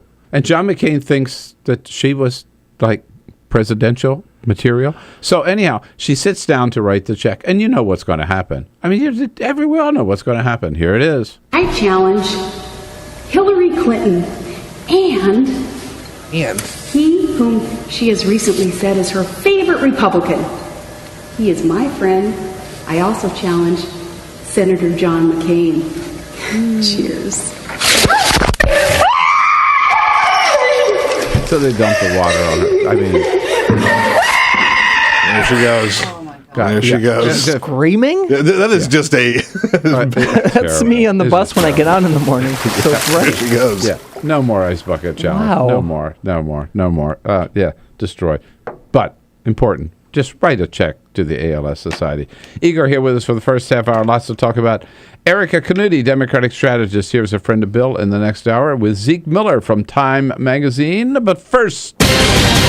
This is the Full Court Press. Yes, D. Just a couple of other stories making news. University of Southern California senior cornerback Josh Shaw will not be starting with the Trojans, but for a very good reason. He is the team captain, but he was at a family function over the weekend when he noticed that his 7-year-old nephew, who cannot swim, was in the pool and was struggling to stay above water. Shaw was on the second floor, so he jumped out of the second floor, off the second floor balcony. Oh my God! Busted up both of his ankles, crawled to the pool, and got his nephew out of the pool. It turns out he has a high ankle sprain on both of his ankles, which will sideline him indefinitely. But he did save his nephew's life. Wow. He said afterwards, I would do it again for whatever kid it was. Didn't even have to be my nephew. Good for him. Wasn't there anybody else around the pool? Apparently not. He's the one that went in and got the kid. So last night was the Emmy Awards. We saw a couple of predictable winners and some not so predictable winners. Watch the Emmys? I did. I didn't stay up to watch all of the Emmys. Just a couple of highlights. Best comedy series went to Modern Family. Yep. Best drama series went to Breaking Bad, of course. Best actor in a drama series went to Bryan Cranston, and of course. It was his last chance there as Walter White. And best supporting actress in a comedy series went to Allison Janney for Mom. Lots of other winners on the list. We'll put the full list out on Twitter at BP Show. Seth Meyers, good job. He was okay. Yeah. Well, not as good as he was at the White House Correspondents' Dinner. Yeah, I thought he was just okay. And just in time for breakfast, gentlemen, are you ready for a meat mountain? Yes. That is what... Always. That is what Arby's is getting ready to unleash onto the American public. What is the meat mountain? It is a sandwich that has 1.5 ounces each of roast turkey, ham, corned beef, brisket, Angus steak, and roast beef. On top of that, they put 2 chicken tenders, 3 slices of bacon, a slice of Swiss cheese, and a slice of cheddar cheese. Heart attack. Put that all on a bun. They will sell it for $10 at Arby's. Now, the way that they came up with this is, in every Arby's, they have a poster that shows all of the different meats that they cook at Arby's, and customers kept coming in and pointing to the poster and saying, I want one of that. And they said, we don't actually serve all of the meat on one sandwich. People who can't make up their mind. People who wanted all of the meat that they serve on one sandwich. I mean, Arby's finally gave the people what they wanted. There's no way that tastes good. I can't. How can you even taste anything? It's like... How can you bite into it? Well, they said they have these clamshell containers that they normally serve their bigger sandwiches in. They say it's too big even for that, so they're going to have to wrap it in paper, special paper. Oh, special paper. You know, just about like once a week we have one of these stories about someone coming up with this outrageous food item. That's right. Do they last? Do these menu items last? Yeah. I mean, that's the problem. They do. I mean, I'm not advocating that you go buy it. In fact, now is a good time to point out that if you do have to eat it at Arby's, they also serve salad, which I might suggest you take a look at. Yeah. Arby's is not the place to get a salad either. I'm just saying, if you're stuck and you have to eat it at Arby's, I don't know that you have to get a meat mountain. All right. Thank you, Mr. Meat Mountain. 15 minutes. 15 minutes. That doesn't stick. Peter Meat Mountain. I hope that doesn't stick. 15 minutes after the hour now, Igor Volsky with us, but you reporting on Think Progress that Paul Ryan's on this book tour. New book. Trying to convince people that he really cares about poor people. A path forward, something. And yet he's shown his true colors a few times in his book signings, most recently down in Florida. It's always a little rough when you're doing a book signing and you are kind of pressured to take a position, to respond to people you don't necessarily want to talk to. In this case, Dreamers showed up at a book signing in Florida and asked him why he wants to deport them, their friends, and their family. And he said, "Oh, so good for you guys to come read the book. It's all in the book. It's all in the book." And you open the book, and you quickly learn that Paul Ryan has somewhat of a mixed position on this issue, as a lot of these Republicans who have national ambitions do.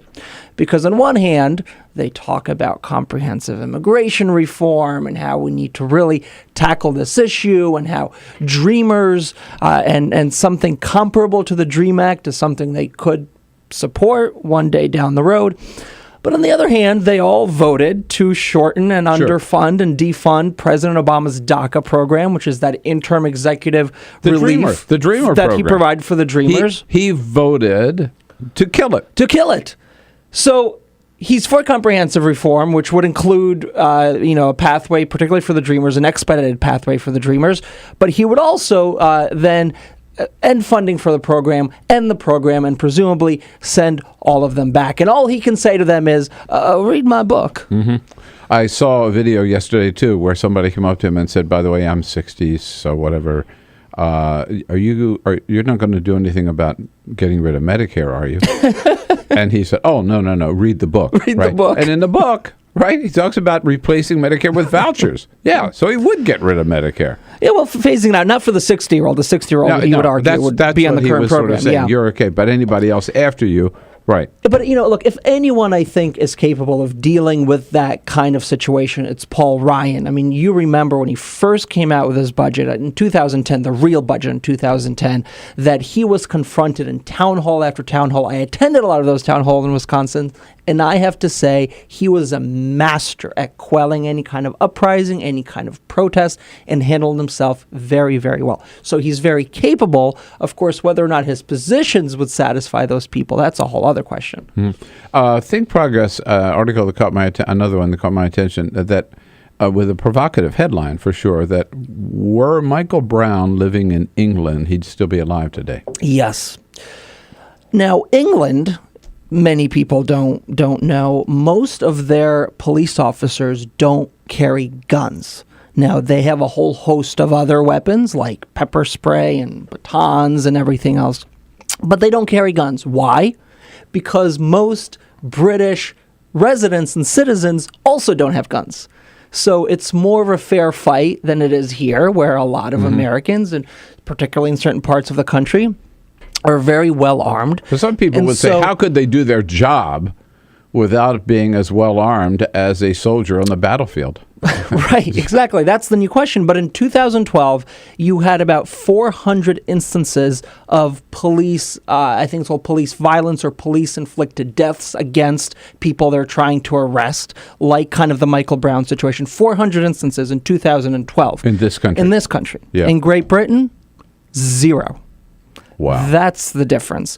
Now, I don't think people are necessarily calling to disarm the police. I think in American society, that's somewhat unrealistic. Certainly, they have to have weapons in certain situations and use them rightfully in certain situations. But it's part of this larger debate in the aftermath of Ferguson, in the aftermath of the Michael Brown killing, that asks, should police be armed with the kinds of weapons we've seen used against protesters in Ferguson?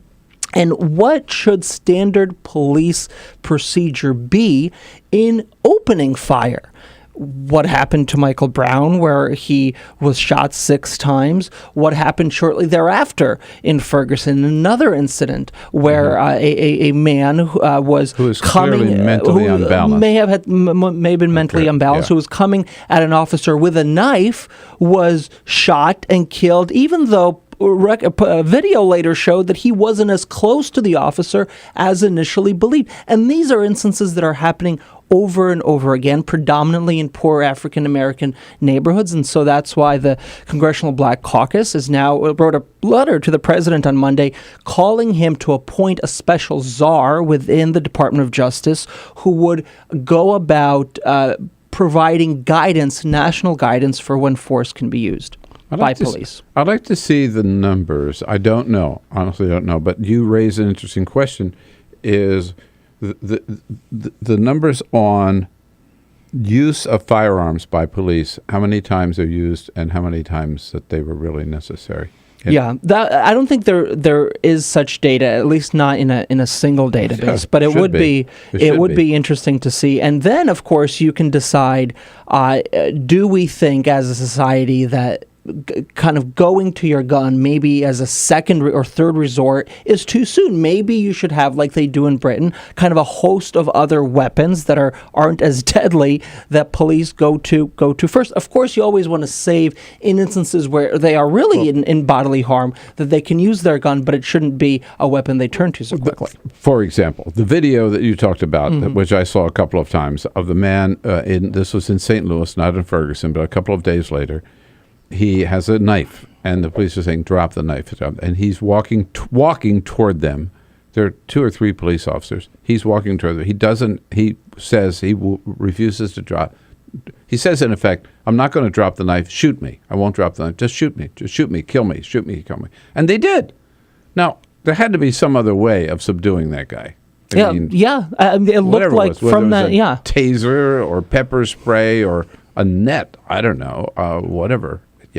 Then saying, shoot me. Okay, so they did. Took out their gun and shot him dead. Yeah. So 22 minutes after the hour, discussing the news of the day with Igor Volsky, managing editor of Think Progress. It's thinkprogress.org. Don't forget, we'll be right back. Jump in anytime you want at 866-55-PRESS.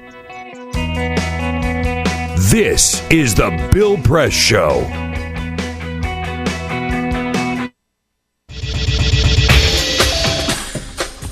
Tune into Free Speech TV for Democracy Now!, a national, independent, award-winning news program bringing you people and perspectives rarely seen on corporate media. Grunt work. Love it, hate it, useful, not useful? Necessary. Our social entrepreneurs are people who have been on the front lines of social change. I've learned so much from talking with them. This is Cafe Impact, and I'm Jonathan Lewis. I will say that I think is a challenge for anyone, especially the new workforce as they come in, is the ability to accept grunt work with grace. The most boring, awful details are the most important elements of doing this work. From the way you save names in your Rolodex to the way you bank and you deposit checks. The truth is, this work isn't glamorous, it's rewarding. You don't go into this for the glamour, you go into it for the impact. And so it takes that determination to do the scut work to actually get anywhere.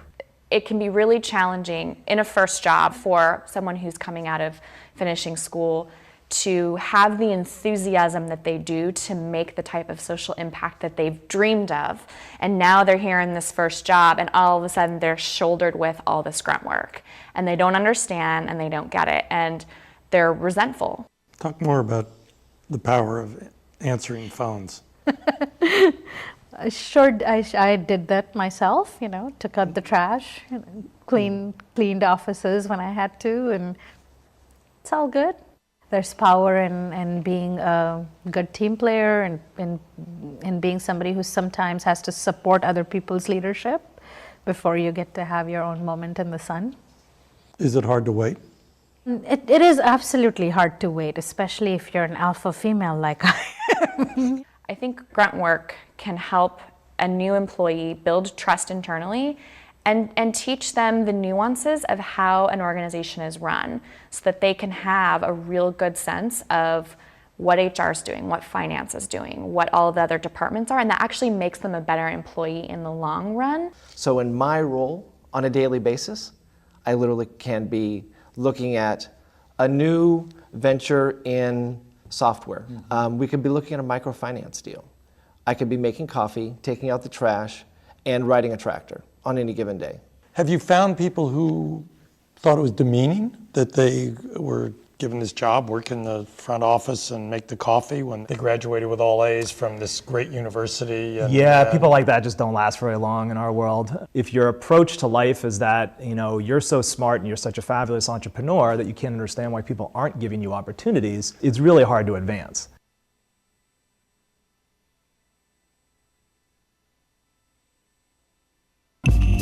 Tune in to Gay USA with hosts Ann Northrup and Andy Hum for in-depth coverage of lesbian, gay, bisexual, and transgender news. Watch Gay USA every week, only on Free Speech TV.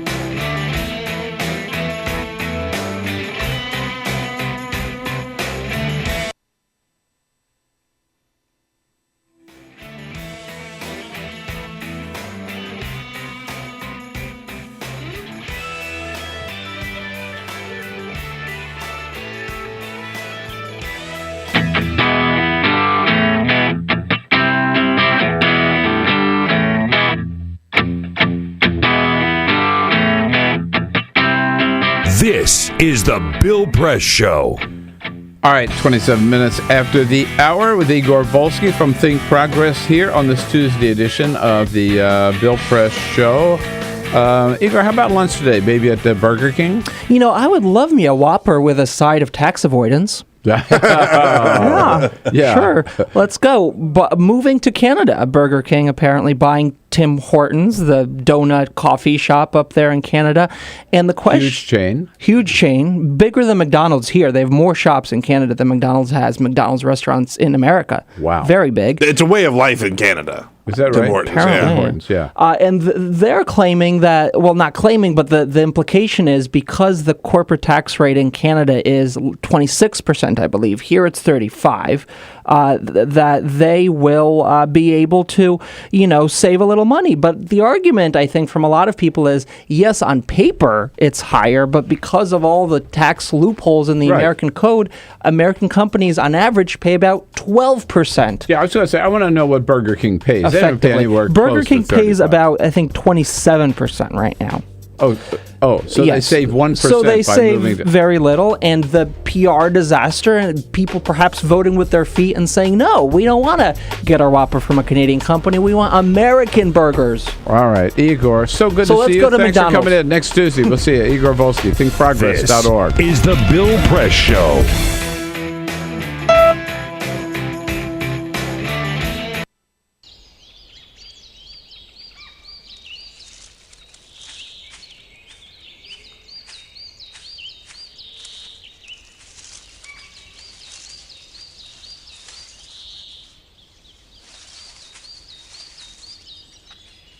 At Earth Justice, we defend the environment in the courtroom. Join our fight. When you take a seat, you take a stand. Earth Justice, because the Earth needs a good lawyer.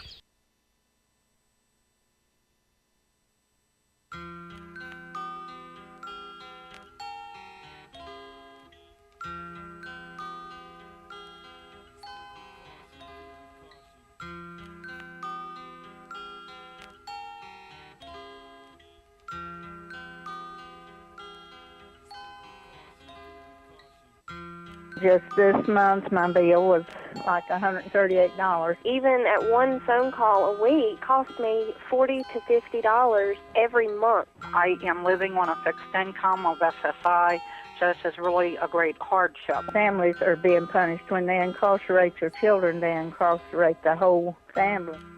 In 2011, the Media Action Grassroots Network, Working Narratives, and Prison Legal News founded the Campaign for Prison Phone Justice. an effort to call on the FCC to address the cost of interstate phone calls. The campaign mobilized prisoners to send hundreds of letters. Advocates and families filled out postcards, met with elected officials, and signed petitions. Partnerships were formed across the political spectrum and with groups in the criminal justice, civil rights, and public interest community. The film distribution company Participant Media and director Ava DuVernay joined the fight through a social action campaign tied to the release of the feature film Middle of Nowhere. In an effort to push the FCC to act, the campaign hosted a historic rally outside of the Federal Communications Commission where for the first time, families of prisoners, elected officials, civil rights and faith leaders came together to call for an end to predatory phone rates. We're all held captive when predatory phone companies gouge our families. My son has been incarcerated now for over 10 years, and my husband estimates that in the time we spent over $25,000 on prison phone calls. My hero's not yours, you probably arrested them. Your schools probably neglected them. They spawn thoughts, you probably infected them. Feed us what you feed us, you can lay us next to them. FBI call it major crimes. Babies making babies cry.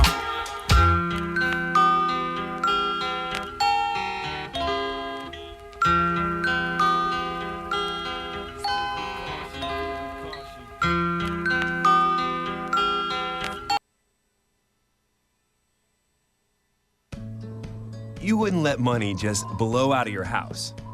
So when your AC or heater is on, make sure the doors, windows, and fireplace flue are shut tight.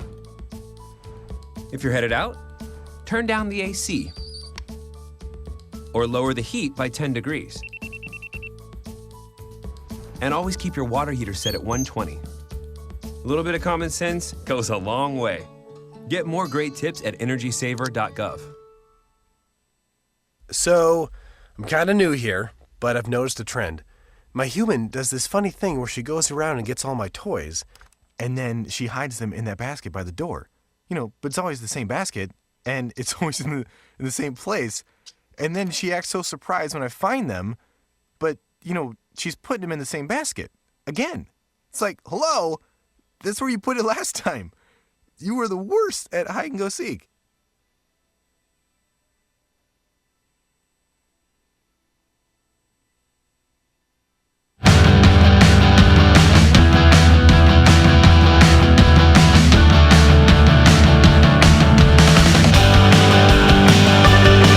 Streaming live video right now at youtube.com/TawkrTV. That's TAWKR-TV. This is The Bill Press Show. 33 minutes after the hour, Tuesday, August 26.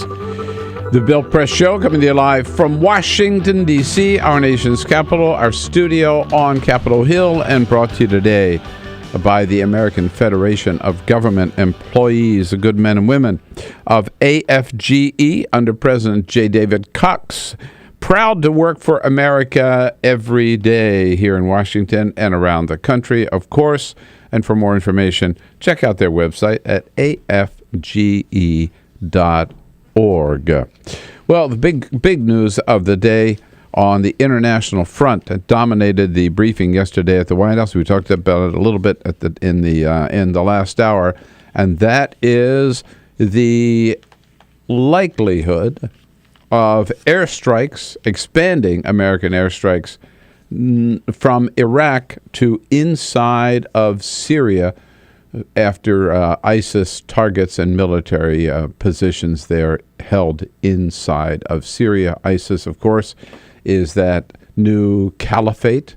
They call it the Islamic State, which encompasses a good portion of Syria and a good chunk now of Iraq.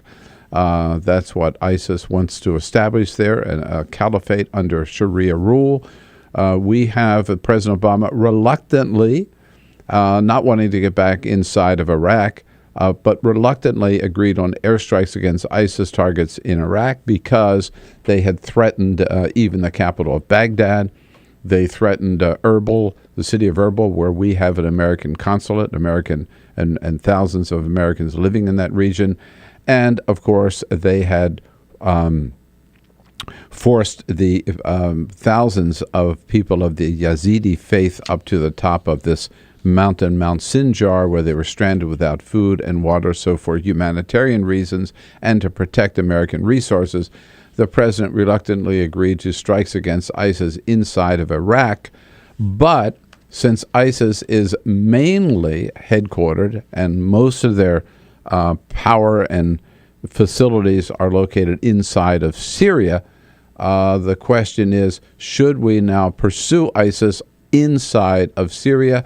Well, the chairman of the Joint Chiefs of Staff, General Martin Dempsey, sort of let the cat out of the bag last Thursday, sitting alongside of Secretary of Defense Chuck Hagel at a news conference at the Pentagon. This is an organization that has an apocalyptic end-of-days strategic vision, and which will eventually have to be defeated. To your question, can they be defeated without addressing that part of their organization which resides in Syria? The answer is no. Whoa, no. So he says airstrikes, you heard him say it, airstrikes against ISIS targets inside of Syria are absolutely necessary if, in fact, we're going to accomplish our mission of not containing but destroying ISIS. Are we ready for that? 866-55-PRESS. Would we support expanded airstrikes against ISIS positions inside of Syria? Now, yesterday, 866-55-PRESS, yesterday at the White House, this dominated the briefing yesterday, and Josh Earnest pointing out that some action in attention to Syria, if you will, is necessary, but it doesn't necessarily, this is as far as he would go yesterday, it doesn't necessarily, he said, mean military action. Yes, obviously you have to make gains against ISIL in Syria in order to defeat ISIL. What you shouldn't necessarily do is jump to the conclusion that that means robust American military action is required in Syria to further or accomplish that goal. Again, he said, by the way, he says ISIL, everybody else says ISIS. We're talking about the same organization. Not necessary military action at the State Department. Jen Psaki, been a guest many times on our show, she went a little further than Josh Earnest did yesterday in saying if we have to go inside of Syria, we will. We're going to do what is necessary to protect Americans. So again, I'm not going to get ahead of decision making that the president hasn't made yet or rule any option on or off the table, but we're not going to be restricted by borders. Not restricted by borders. Very, very significant statement on Jen Psaki's part. So again, the White House yesterday saying, yeah, the Pentagon, they make plans for every possible contingency. So certainly among all the different plans that they're putting together right now includes a plan for airstrikes against ISIS targets inside of Syria, but we're not actively considering that, and the president certainly has not made any decision. That was yesterday. I tweeted out from the briefing yesterday, they're just ducking this question. You bet they're going to be airstrikes against ISIS inside of Syria, and it could happen by the end of the week. Well, this morning, the New York Times reports that the president has taken the first step. He has ordered or okayed surveillance flights against ISIS positions inside of Syria, which are the necessary first step to airstrikes. So I'll come back to my tweet of yesterday. By the end of the week, airstrikes against Syria. Is this something we can support? Resuming military operations? No, not boots on the ground, but military operations in Iraq was one thing. Now, are we going to expand that into Syria? 866-55-PRESS. Something we should support, something we can encourage, something we can live with. 866-55-PRESS. But here's the other question.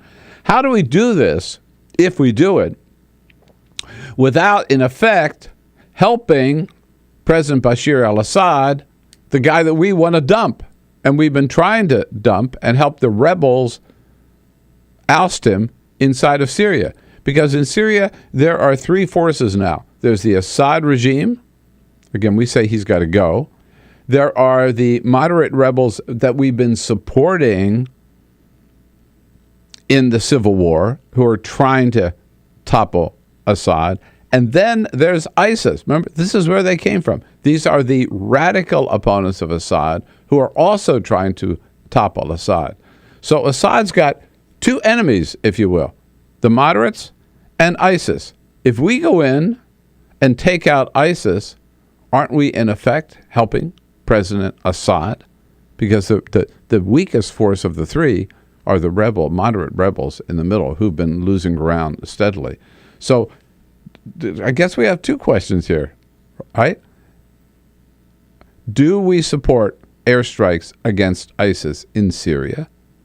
And can we do so without, in effect, helping the guy that for the last 3 years we've said we want to see out of power in Syria? So are we indirectly helping keep Assad in power if we do airstrikes against ISIS in Syria? Hey, that's why they pay Obama the big bucks, because, it's tough decisions like this. It's complicated, yes, but it's very, very important. And let's talk about it here. 866-55-PRESS. I got to tell you, I'm not a war hawk, but if our goal is really to destroy and get rid of ISIS, and I do think they're more dangerous even than Al-Qaeda, I think we gotta bite the bullet and not just strike them in Iraq, but strike them in Syria. The difficulty is that airstrikes alone may not be enough. Then we face a really tough question. Let's talk about it here this morning on a Tuesday, 866-55-PRESS. We'll be right back. Streaming live video right now at youtube.com/TawkrTV. That's TAWKR-TV. This is The Bill Press Show.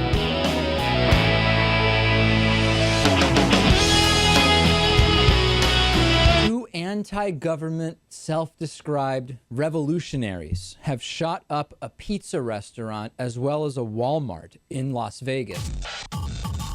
The internationally syndicated political series, The David Pakman Show, provides progressive talk, analysis, and interviews with the nation's youngest radio and television host, David Pakman. Find out more and catch up on all the latest episodes by visiting our website at freespeech.org.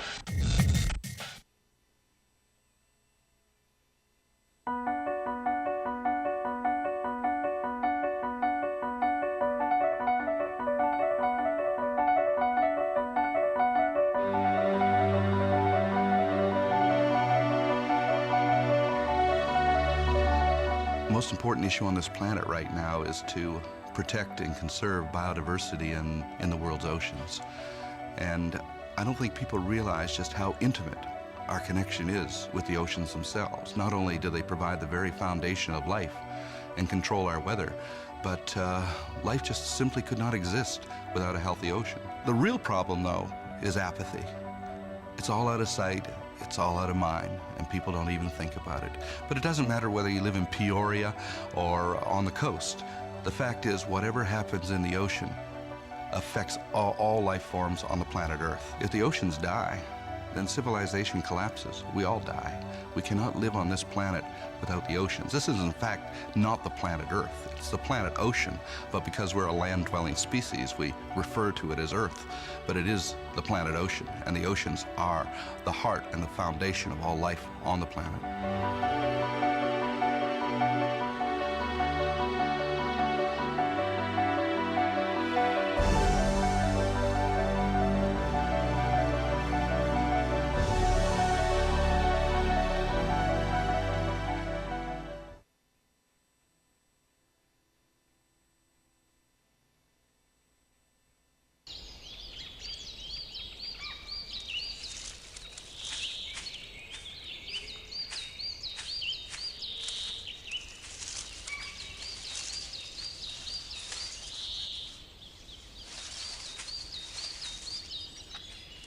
At Earth Justice, we defend the environment in the courtroom.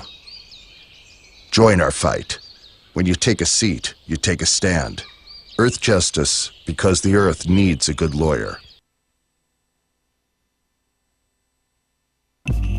Tune in to Gay USA with hosts Ann Northrup and Andy Hum for in-depth coverage of lesbian, gay, bisexual, and transgender news. Watch Gay USA every week, only on Free Speech TV.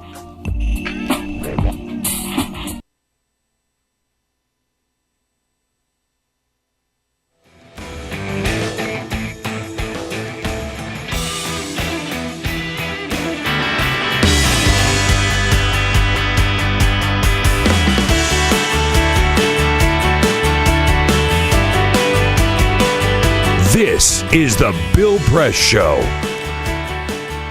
15 minutes before the top of the hour, talking about a big decision here facing President Obama, and that is whether to expand airstrikes against ISIS targets from Iraq to inside of Syria. That's a huge step, but maybe a necessary step. But of course, it has complications. One of which is that by anything we do to take down ISIS, almost can't avoid the fact that it will help President Assad because it helps get rid of his number one challenger inside of Syria. And for years, we've been on the side of the people who want to take Assad out as well. 866-55-PRESS is the toll-free number. There's one other issue, of course, before we get to your calls. One other issue here that that we have to be very, very aware of, and I know the administration is, and that is these Americans and Brits, but for us, the concern is mainly the Americans who have gone to Syria and have joined forces with ISIS. As we learned yesterday from one of our guests, there may be some 150 Americans over there who are part of the ISIS forces, who have been trained, who, of course, still have their American passports and could come back to this country with all of that training and get up to God knows what in this country. Very important to monitor them. Meanwhile, American airstrikes against targets inside of Syria, something you could support, something you think is necessary.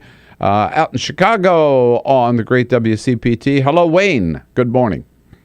Hello, BP and the crew. How are you, man? All right, we're good. What's up? What do you think? You know what? I think that right now, I think that Assad should be the one pushing ISIS to the east, towards his eastern border, and I think... And then we get them and that's where we pick them off? Okay, the Kurds can come down from the north where they are, and the Sunni and the Shia coalition can come up from the south and the east and the west where they are and push them toward the border. Because if you try to put them in Syria, they're going to just grab civilians and hide amongst the civilians. They're more spread out in Iraq and easier to pick off. But the main thing is to cut off the head of the snake, you're going to have to cut off the funding. So the countries and the individuals that fund their weapons. So that's basically my point. Yeah, good point, Wayne, in terms of the countries that are funding them. But the other thing is, as we learned, ISIS is very, very, very smart in terms of self-funding almost. They've seized refineries. They're selling oil. They've got water supplies. They're selling water. That's why they got that Mosul Dam. They're kidnapping people and getting ransom from some other countries. So their source of funding is pretty diverse and, for the time being, pretty stable. Rose is out in Ligonier, Illinois. Hello, Rose.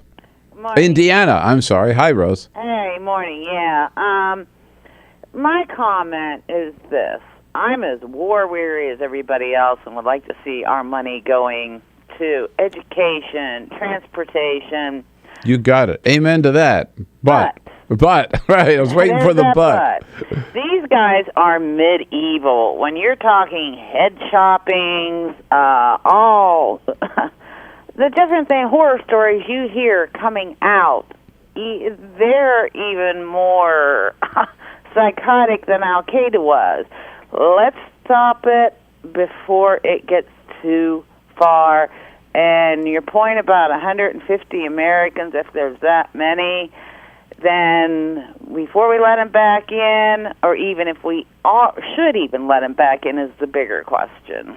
Yeah, basically my comment to those people would be to take their passports away and say, if you like Syria so much, stay there. I don't know whether we could do that, frankly, but...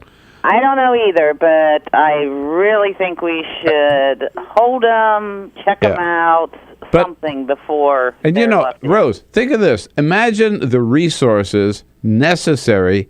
Let's say they come back to this country. Imagine the resources, CIA, FBI, whatever, necessary to monitor these people once they get here, right? And then if we do monitor them to a degree, what other people that aren't really stable do they interact with then that we don't even know about? Mm-hmm. Yeah. No, absolutely. No, it's pretty frightening, the whole prospect. Rose, always good to hear from you. Thank you. Willie in Nashville, Tennessee. Willie, what's up? Yes, Bill, you're old enough to know about the slogan of loose lips sink ships. You don't tell your enemy what you're going to do because, according to your line of thinking, Obama should have told the people at the correspondence dinner that very night, hey, guess what, folks? Tomorrow night, Sunday, we're going to kill Osama bin Laden. Oh, no, actually, I admired the guy for keeping his cool and not giving away a hint of what he was doing. But you don't tell the enemy what you're going to do. He doesn't tell the ISIS people, we're coming out there at 9 o'clock tomorrow morning. Get ready, guys. They're going to kill you. No, that's right. He's not going to tell them, but do you think he ought to do it? Yes, but you don't tell your enemy what you're going to do before you do it. I got it. All right. Well, we're just asking. Loose lips sink ships. Loose lips sink ships. Loose lips sink ships. World War II. But Willie, I'm not saying the president ought to tell us what he's going to do. I'm asking the question as Americans. Almost 100% sure that this is what's going to happen. Is this something we want to happen and something we can support? Do you remember where we were just a couple of months ago when we were talking about bombing in Syria? We were very specific. Bombing in Iraq. But bombing in Syria? When we were actually, yeah, you're about right. the chemical weapons in Syria. Yeah. And we decided not to. There was an outcry from lawmakers who said, you got to get permission from us first, but we don't want to see it happen. And the president kind of went on this charm offensive to try and convince lawmakers that we needed to go in there and do it. And it didn't happen. But Congress did not want it. I mean, some did. John McCain, he wants to bomb Arizona. Well, no, he wants to bomb every state but Arizona. But other than the hothead like John McCain, no, the American public didn't want us bombing Syria, and the president decided not to do it. Now we are considering. Now, Josh Earnest pointed out yesterday there is a difference. Then we were talking about the government of Syria, the Assad administration, and bombing them for their use of chemical weapons. Now we're talking about bombing ISIS targets inside of Syria because that's where the headquarters are, and because we know what they're up to, and we've seen what the depths they're willing to sink to with this assassination of photojournalist James Foley last week. Let's a quick final comment. No time, Peter. All right, final comment from Donald in Oak Brook, Illinois. Hey, Donald. Yes, hi, Bill. No, I think we should either get out of there or get Assad to join us in getting rid of ISIS. Since we're going to help him anyways. What really kills me is these Arab nations. They don't feel threatened by these people. You know why? Because we're there. We're getting engaged in all these things. But if we go ahead and bomb bomb Syria without Syria's permission, we're gonna widen the scale of this war. I think it's stupid. We should either get out and stay out of this stuff. And as far as changing regimes, look what happened when they got rid of Saddam. It really created this Pandora's box that we can't get out of. Yeah, you're right, Donald. May make us rethink our efforts to get rid of Assad in Syria. And I'll come back and tell you what the president's up to today. This is the Bill Press Show.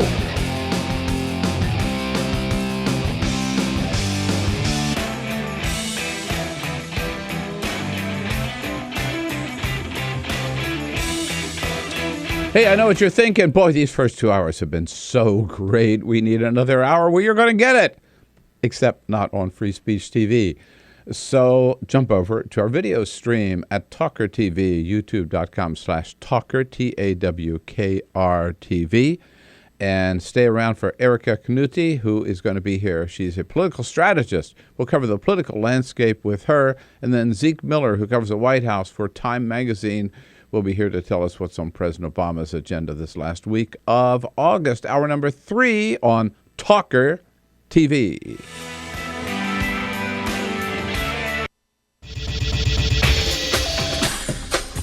Tune into Free Speech TV for Democracy Now!, a national, independent, award-winning news program bringing you people and perspectives rarely seen on corporate media.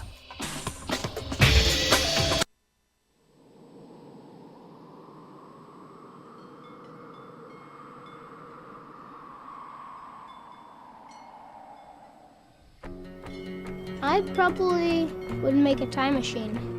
I would make medicine for the sick. I'd probably invent something new. 我会赢到5个总冠军戒指。 If I could have an extra 5 years to live. You said 5, right? 5 years.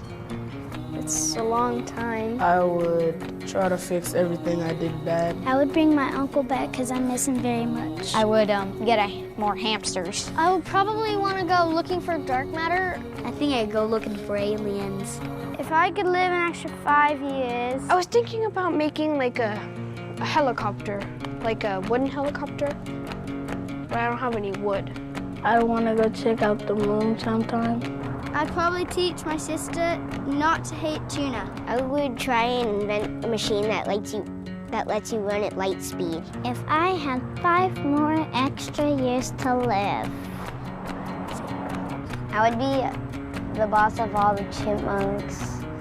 Eu cantaria na frente de 1 milhão de pessoas. I don't really know. I think I'd do anything. Why are you asking me that?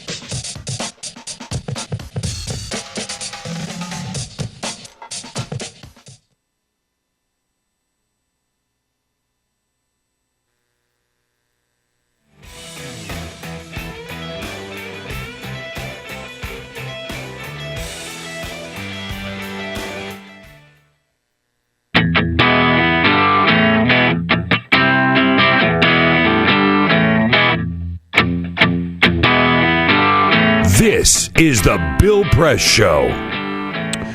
In the next hour, Zeke Miller will be here from Time Magazine. Covers the White House for Time.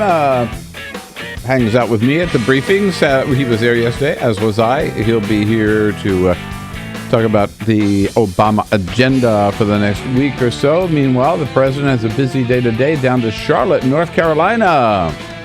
First time I think he's been back there since the Democratic Convention. He arrives in Charlotte at 11:20 this morning and will be delivering remarks at the American Legion's 96th National Convention. Then back here to Washington, gets back this afternoon about 2:30 at the White House. He and the Vice President will be meeting with Secretary of State John Kerry at 5 o'clock this afternoon. No briefing today because Josh Earnest, press secretary, will be gangling with reporters aboard Air Force One on the way to Charlotte, North Carolina. Back for hour number 3. This is the Bill Press Show.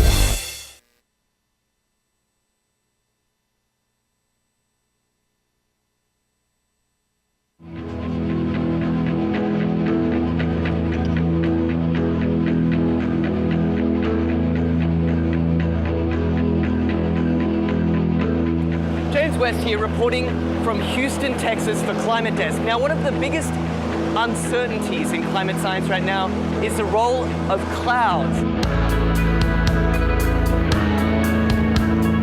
What better way to work that part out than flying right through them?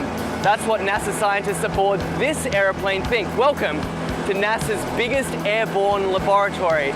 You're coming with us today on an 8-hour NASA flight mission. When you read these big IPCC climate assessments, what's the biggest uncertainty? There's 2, right? The role of aerosols and clouds. Clouds is probably bigger than aerosols. That is a piece of a puzzle that right now we are missing. You can't get the models right if you don't understand the chemistry and the process. Now we're being told we've got to get on. The doors are about to shut, so let's go aboard.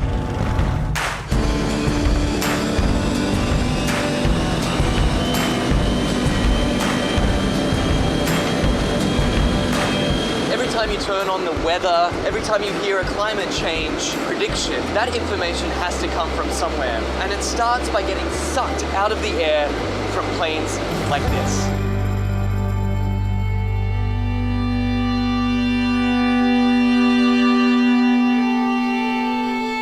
So this mission is to try to understand the emissions from the surface, so mostly biogenic emissions, so from trees and other plants. Right now we're flying to our very first part of this experiment on the DC-8.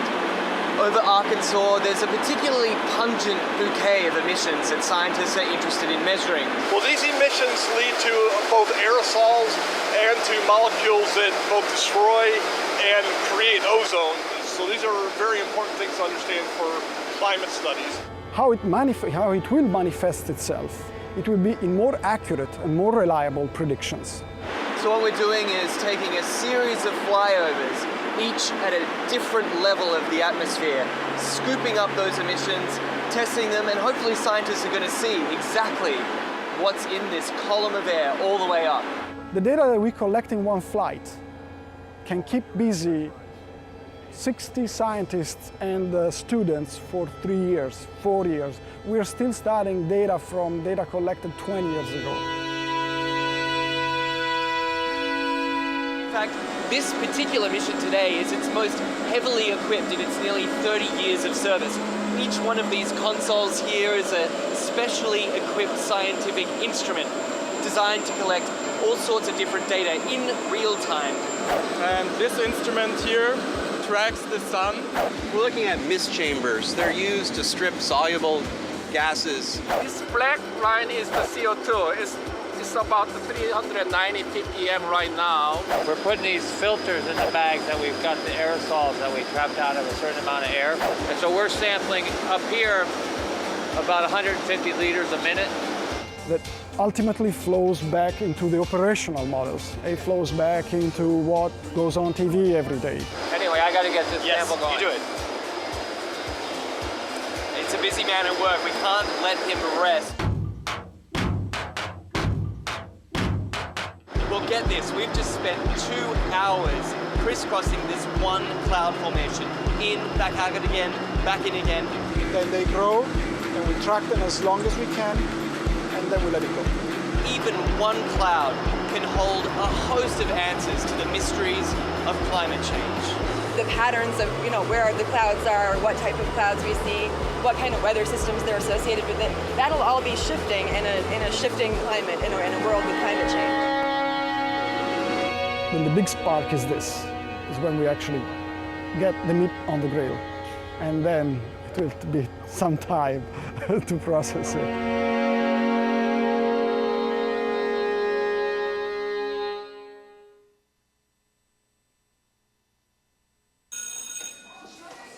Don't look at me. Your hair's a bit frizzy today. Aww, you should pick that up. Oh, you're such a dork. Loser. Here, let me help you with that. Oops. Every day, kids witness bullying. Oh, look. Your crush is looking at you. Poor you. They want to help, but don't know how. See, no one here's gonna help you, because no one Teach your kids how to be more than a bystander. Visit stopbullying.gov. If you drive buzzed, it could cost you around $10,000. You'll face major legal fees, major fines, and steep insurance penalties. You could lose everything. Nothing kills a buzz like getting pulled over for buzz driving, because buzz driving is drunk driving. When some people struggle with their mortgage payments, they become frozen, petrified. Not knowing what to do, they do nothing. But the people who take action are far more likely to get the most positive outcome. Making home affordable is a free government program. Call now to talk one-on-one with a housing expert about the options that are right for you. Real help, real answers, right now.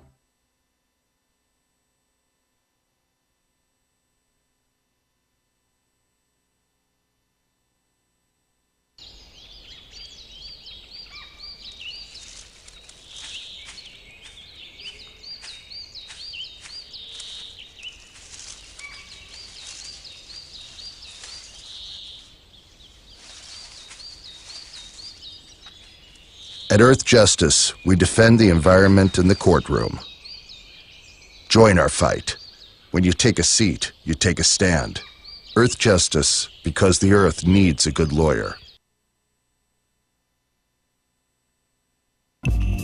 Tune in to Gay USA with hosts Ann Northrup and Andy Hum for in-depth coverage of lesbian, gay, bisexual, and transgender news. Watch Gay USA every week, only on Free Speech TV.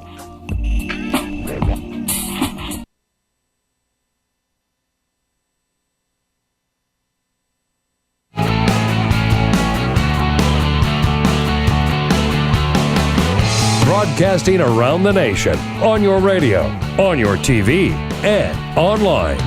This is The Bill Press Show. Big winner at the Emmys, Breaking Bad and Modern Family. Hey, hello, everybody. Welcome to The Bill Press Show on this Tuesday, August 26th. So good to see you today. Thank you for joining us on your local Progressive Talk radio station.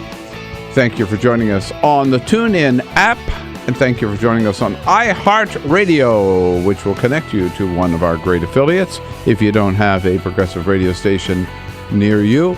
And worldwide, we welcome you wherever you are watching on the planet on TawkrTV, youtube.com/TawkrTV, your way of staying with us every day on the Bill Press Show. You don't even need a U.S. passport to do so. All you need is a phone or an iPhone or an iPad or whatever to get in touch with us as well. You can give us a call at 866-55-PRESS, or you can send us your comments on Twitter at BP Show, or on Facebook at facebook.com/Bill Press Show. On this Tuesday, Peter Ogburn running the ship. Hey. Here. Lisa Murphy's off. She'll be back tomorrow. And Alicia Cruz is here on the phones. Again, your call's welcome at 866-55-PRESS. Cyprian Bolding, he's got us looking good on our video stream, our videographer, Cyprian Bolding. And the video stream, again, Tawker, TawkrTV. Breaking Bad winning big last night, huh? It was at the Emmys. It was Halle Berry who got to announce the winner for Best Drama of TV 2013. And the Emmy goes to Breaking Bad. Breaking Bad. So you started watching Breaking Bad, right? I watched a whole mess of them. Yeah, I haven't been kept up No, with but it. you've at least entered into the world of Breaking Bad. I love it. Right. So good. And saw Bryan Cranston on Broadway in All the Way. And last night, no surprise, when they announced the Best Actor for Drama and TV in 2013 was Bryan Cranston for Breaking Bad, who says this is sort of his the way he's always been. I was a kid who always looked for the shortcut, schemer. My own family nicknamed me Sneaky Pete. Sneaky Pete. Don't think of him in that context anyhow. So lots going on. Zeke Miller will be joining us a little bit later from Time Magazine, covers the White House for Time Magazine in studio. And Burger King's upset a lot of people. It's the time to boycott Burger King. But first, this is the Full Court Press. Just a couple of other stories making news. Good news for Californians. Yesterday, Governor Jerry Brown signed a bill into law that will allow restaurants with patios to serve dogs. I don't know if you knew this, but up until yesterday, dogs, technically, who wants to eat dog? No. I really put that. Not good I really news. phrased that poorly. It's not good news I really phrased for that Californians. poorly. Are they going to serve cats and dogs? Here's the thing. I don't know if you knew this, but up until yesterday, it was illegal for you to bring your pet dog to a patio at a restaurant. You couldn't have your dogs dining outside with you. So yesterday, Governor Jerry Brown signed it into law. You can now bring your dog with you to restaurants that have outdoor patios. You cannot bring your dogs into the restaurant, and they're not going to serve plates of dog. Yes, I'm glad you clarified that. Well, I do want to tell you, I'm sure I know the reason why. Why? Well, because Jerry Brown and his wife Ann have a corgi. That's right, Sutter. And I had dinner with the two of them a month or so ago when I was in Sacramento. And Sutter stayed in the car. And we had dinner sort of on an outdoor patio, too, at an Italian restaurant. Forget the name of it, in Sacramento. And Sutter wasn't able to join us. So I'm sure that Ann and Jerry want Sutter to be able to be part of the Sutter can now come with. Part of the evening. There you go. Oh, that's now we know the backstory. As long as they're not serving Sutter. And who says the House isn't getting anything done, Bill? Yesterday, they released a contract on the lawsuit versus the President of the United States. The House of Representatives have said that they will not spend more than $350,000 to sue President Barack Obama. They will be represented by Baker Hostetler's David Rivkin. He is charging the House of Representatives $500 per hour, and the contract that he has with them expires January 2015. Even to spend one dime on this lawsuit is a waste of taxpayer dollars. And so when they say, "Oh, I'm sorry, we're only going to waste $350,000 of your money," yeah, aren't we responsible? Aren't we responsible? Yes, aren't we just real, true conservatives because we're only spending $350,000? Yeah, good for them. And if you're a little thirsty and a little hungry, Jones Soda might have just the thing you're looking for. They are set to release peanut butter and jelly soda. It has already been released in Canada, and it's going to be nationwide here in America in September. You can find it in Hastings, Harmons, and Cost Plus World Market stores. It's peanut butter and grape jelly flavored soda. And by the way, they want to point out it's completely safe for people with peanut allergies because no actual peanuts or peanut products were used in making the peanut butter and jelly soda. Just forget it. Yeah. I wouldn't. You want a peanut butter and jelly sandwich? Fine, have a peanut butter and jelly. You want a Coke? Have a Coke. Yeah, this is like that story you did the last hour. You just dump it all together. You know? You see a trend here among the stories I'm doing today? Food failures? It's a trend about stuff I never want to eat or drink. Starting with dog. It's 12 minutes after the hour now. Yes, indeed. Well, yeah, along the trend of stuff I never want to eat, Burger King. Not my favorite chain anyhow, but especially after yesterday, we've heard about this practice, heard a lot about it lately, called inversion, where American companies, benefiting from all the, opportunities that they have here in terms of distribution system and transportation system, police protection, fire protection, I mean, you name it, education, on down the line.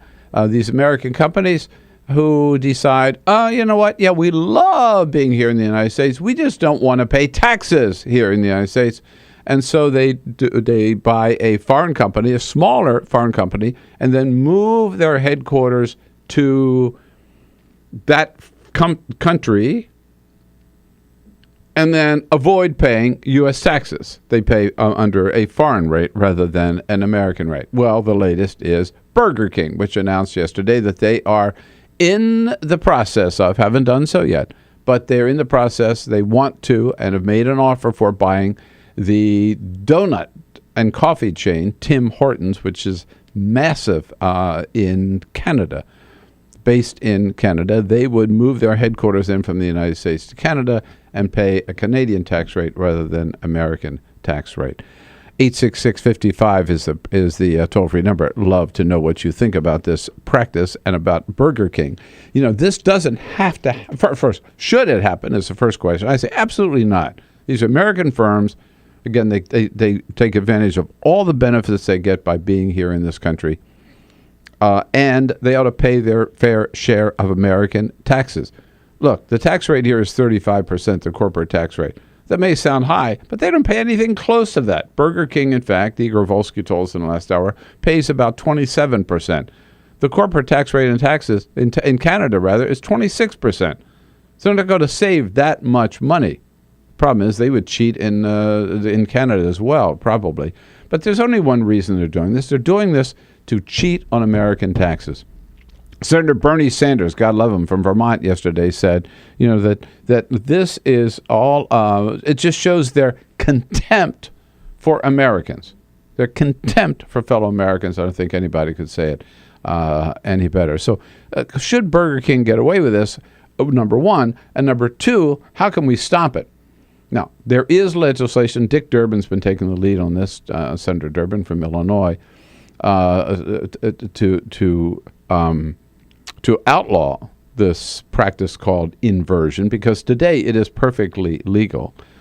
President Obama has asked Congress to do this. In fact, Josh Earnest at our briefing yesterday said, if we're really concerned about this lack of economic patriotism, if you will, then Congress ought to do something about it. Change the law and get Congress to pass legislation that would prevent the ability of American corporations to renounce their citizenship, all in pursuit of trying to get out of paying their fair share of U.S. taxes. And if Congress won't do anything, maybe the president could do some things by executive action, although he can't make it illegal by executive action. But there's something we could do. Boycott Burger King, and several consumer groups this morning are suggesting that we do just that. Just stay out of Burger King until they drop this idea of cheating on American taxes by buying Tim Hortons and moving to Canada, moving their headquarters operations to Canada. And by the way, this can work. These things, as I said earlier, they don't have to, even though they're in the works, they don't have to actually happen. Pfizer, just a month or so ago, was trying to buy AstraZeneca, a British pharmaceutical company, much, much smaller. Pfizer would move its operations to the UK. In that case, it didn't happen because AstraZeneca said, we don't want you. We don't want to, we don't care how much money you're willing to pay us. We don't want to be bought, and we're not going to make a deal with you. But maybe a more telling case is a couple of years ago, Walgreens was announced that this was a modified form of inversion, if you will. They were not going to buy a Swiss company, but they were going to move their operations to Switzerland, Walgreens drugstore. And consumer groups got together. They got over 300,000 people to sign a petition saying they would no longer buy at Walgreens if they did this, and Walgreens dropped it like a hot potato. So maybe this is time for a consumer boycott on Burger King to say, look, stay here and pay your fair share of taxes. What should we do about Burger King? Or, and the other thing is, I don't understand why anybody would oppose legislation to stop this practice. I mean, and by the way, here again, to do the right thing, Democrats are saying, we ought to stop it.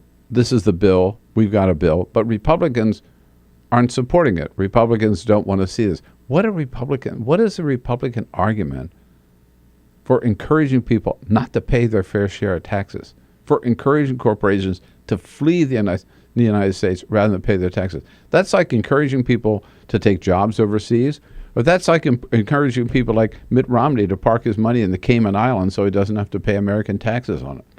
I mean, they're tax cheats. Let's just call them what they are. Whether they're individuals or corporations, they are tax cheats. What should we do about it? As I mentioned, 866-55-PRESS, a toll-free number. Let's start out in Madison, Wisconsin on 92.1. The Mike, it is Mike. Hey, Mike, how you doing? Good morning, Bill. Yeah, what do you think? Nice to talk to you. You know what? I don't want to eat any more Bane burgers. And since these corporations like to use our infrastructure, they can stay here and pay their fair share. Damn right. It's called shared sacrifice. And we've done all the sacrificing, and they've shared our sacrifice, so it's time for them to buck up. You're right. I mean, they take advantage of all the infrastructure that is built, all the transportation systems and distribution systems, everything, right? And they want it for nothing. Yeah, I don't get it. And by the way, I don't get anybody who would stand up for them. I mean, you and I pay our fair share of taxes. We can't. How about this? Yeah. Okay. Let's buy a little cottage in Canada and then say, hey, we're not going to pay taxes to this country anymore. We'll just pay our taxes to Canada. I mean, treason may be too strong a word, but I think this is economic treason. It's what it amounts to. The other point that you and Igor were making earlier is it's not like America is bad to businesses, right? There are so many different loopholes and so many different tax outs for businesses here at home. What's the real benefit for a company like Burger King? They complain about a 35% tax rate. There is not. I'm going to make a bold statement here without having done any research. I want to say. I'm just going to say I am sure of this, that there is not one American corporation that pays 35%. You know it. They all pay less. In fact, according to Igor, and they have done the research at Think Progress, Burger King pays about 27%. 866-55-PRESS. Boycott Burger King. What do you say? 866-55-77377. Streaming live video right now at youtube.com/TawkrTV. That's TAWKR-TV. This is The Bill Press Show. Don't look at me. Your hair's a bit frizzy today. Oh, you should pick that up. Oh, you're such a dork. Loser. Here, let me help you with that. Oops. Every day, kids witness bullying. Oh, look. Your crush is looking at you. Poor you. They want to help, but don't know how. See, no one here's gonna help you, because no one Teach your likes kids how to be more than a bystander. Visit stopbullying.gov. If you drive buzzed, it could cost you around $10,000. You'll face major legal fees, major fines, and steep insurance penalties. You could lose everything. Nothing kills a buzz like getting pulled over for buzz driving, because buzz driving is drunk driving. When some people struggle with their mortgage payments, they become frozen, petrified. Not knowing what to do, they do nothing. But the people who take action are far more likely to get the most positive outcome. Making home affordable is a free government program. Call now to talk one-on-one with a housing expert about the options that are right for you. Real help, real answers, right now. Here at the GED Pep Talk Center, we have pep talkers standing by to get you motivated for your GED diploma. Text the name Terry to 69222 for a sympathetic pep talk. You show people what you really are. Or for a gentle pep talk, text the name Deborah. You know you're going to make people very proud of you. And if that's not enough, text the name Danny for an extreme pep talk. Prove everyone wrong. Show them you're the boss. Get your GED pep talk and find free GED classes. Text the name of the person you want a pep talk from to 69222.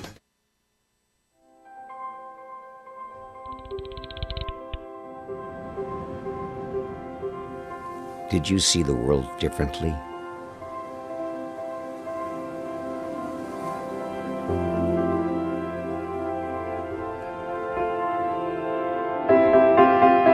Did you celebrate the victory?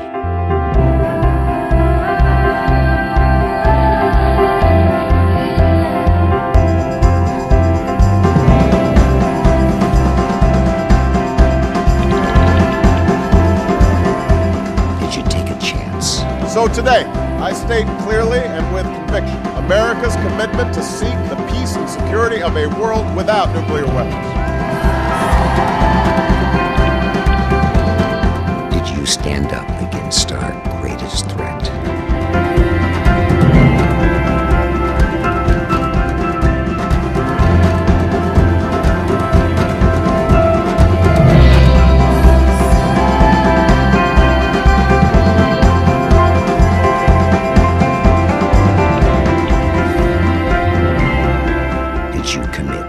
Change the world.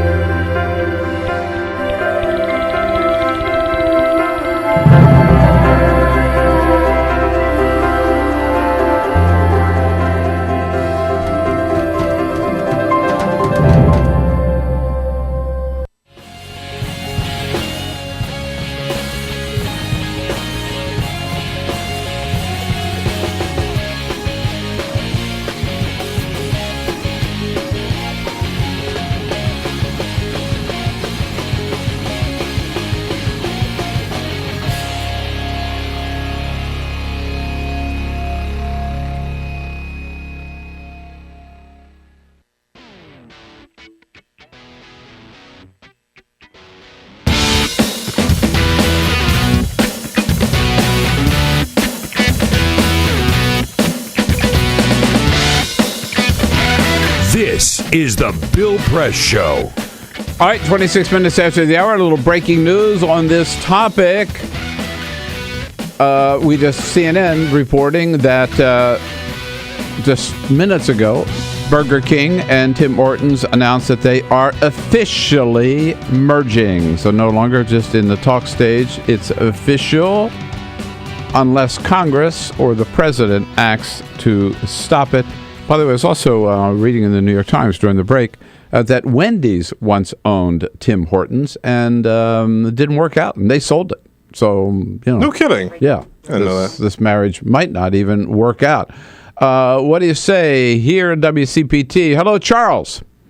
Good morning, Bill. Yes. Hi. Yes. Hi. If the president would like to do something today, he is the commander-in-chief. We have hundreds of military installations with their families around the world, and virtually all, or many at least, have like mini malls with many merchants and distributors. Any company, including Burger King, that has a facility on one of our installations, and this even includes Baghdad, the compound in Baghdad, cancel the lease.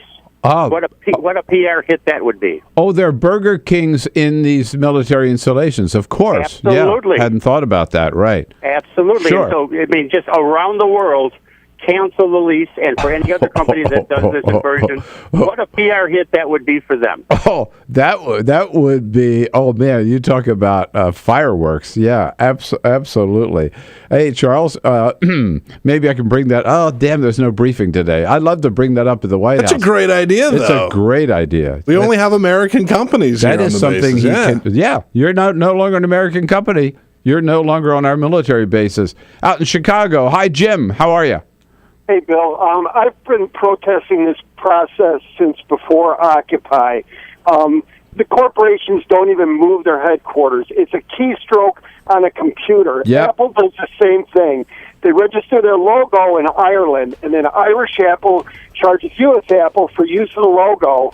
And so they ship all their profits over to Ireland, but the money never leaves the United States. It sits in U.S. banks, and all they do is a keystroke on a computer. Yeah, no, you're absolutely right, Jim, and I'm glad you pointed that out. Yeah, it's not like physically all these people have to move or they have to rent new office space or nothing. It is all a paper transaction, but they still avoid paying U.S. taxes, showing their contempt for America. Is the Bill Press Show. So this is my computer. This is your computer. Let's go on the internet. Let's go. Click it. Yes. Okay. I cursor in between the R and the E. Pressing down, I want you to just push the period. She's gonna love me all over again. That's it. Jamaica, here you go. Here we go. Good job. Thank you. Thank you. And I did it by myself. Feel smarter. So, I'm kind of new here, but I've noticed a trend. My human does this funny thing where she goes around and gets all my toys, and then she hides them in that basket by the door. You know, but it's always the same basket, and it's always in the same place. And then she acts so surprised when I find them, but, you know, she's putting them in the same basket. Again. It's like, hello, that's where you put it last time. You were the worst at hide and go seek.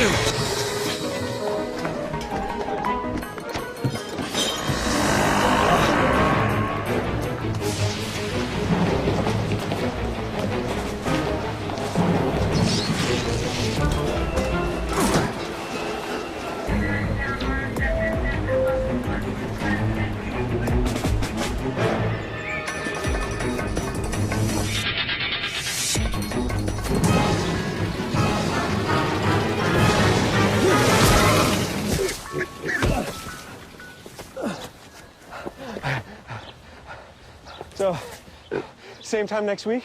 Well, of course. Put away a few bucks, feel like $1 million. For free tips to help you save, go to Feed the Pig.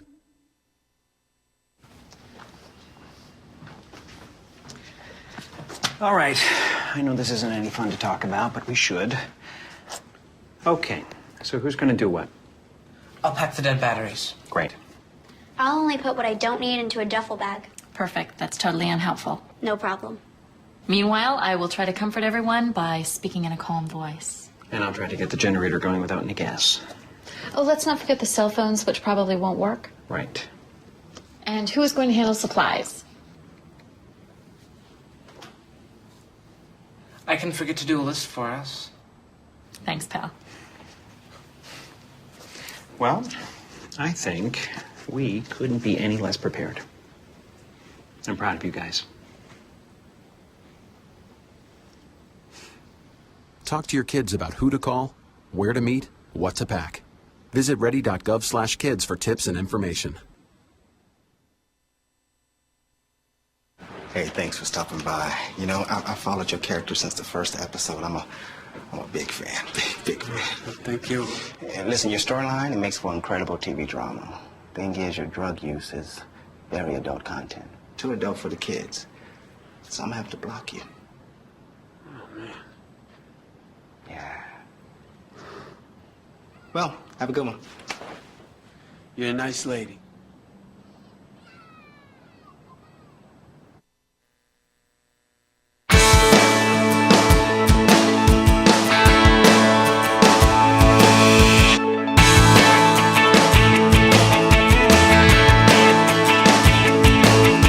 Follow us on Twitter @BP Show. This is The Bill Press Show.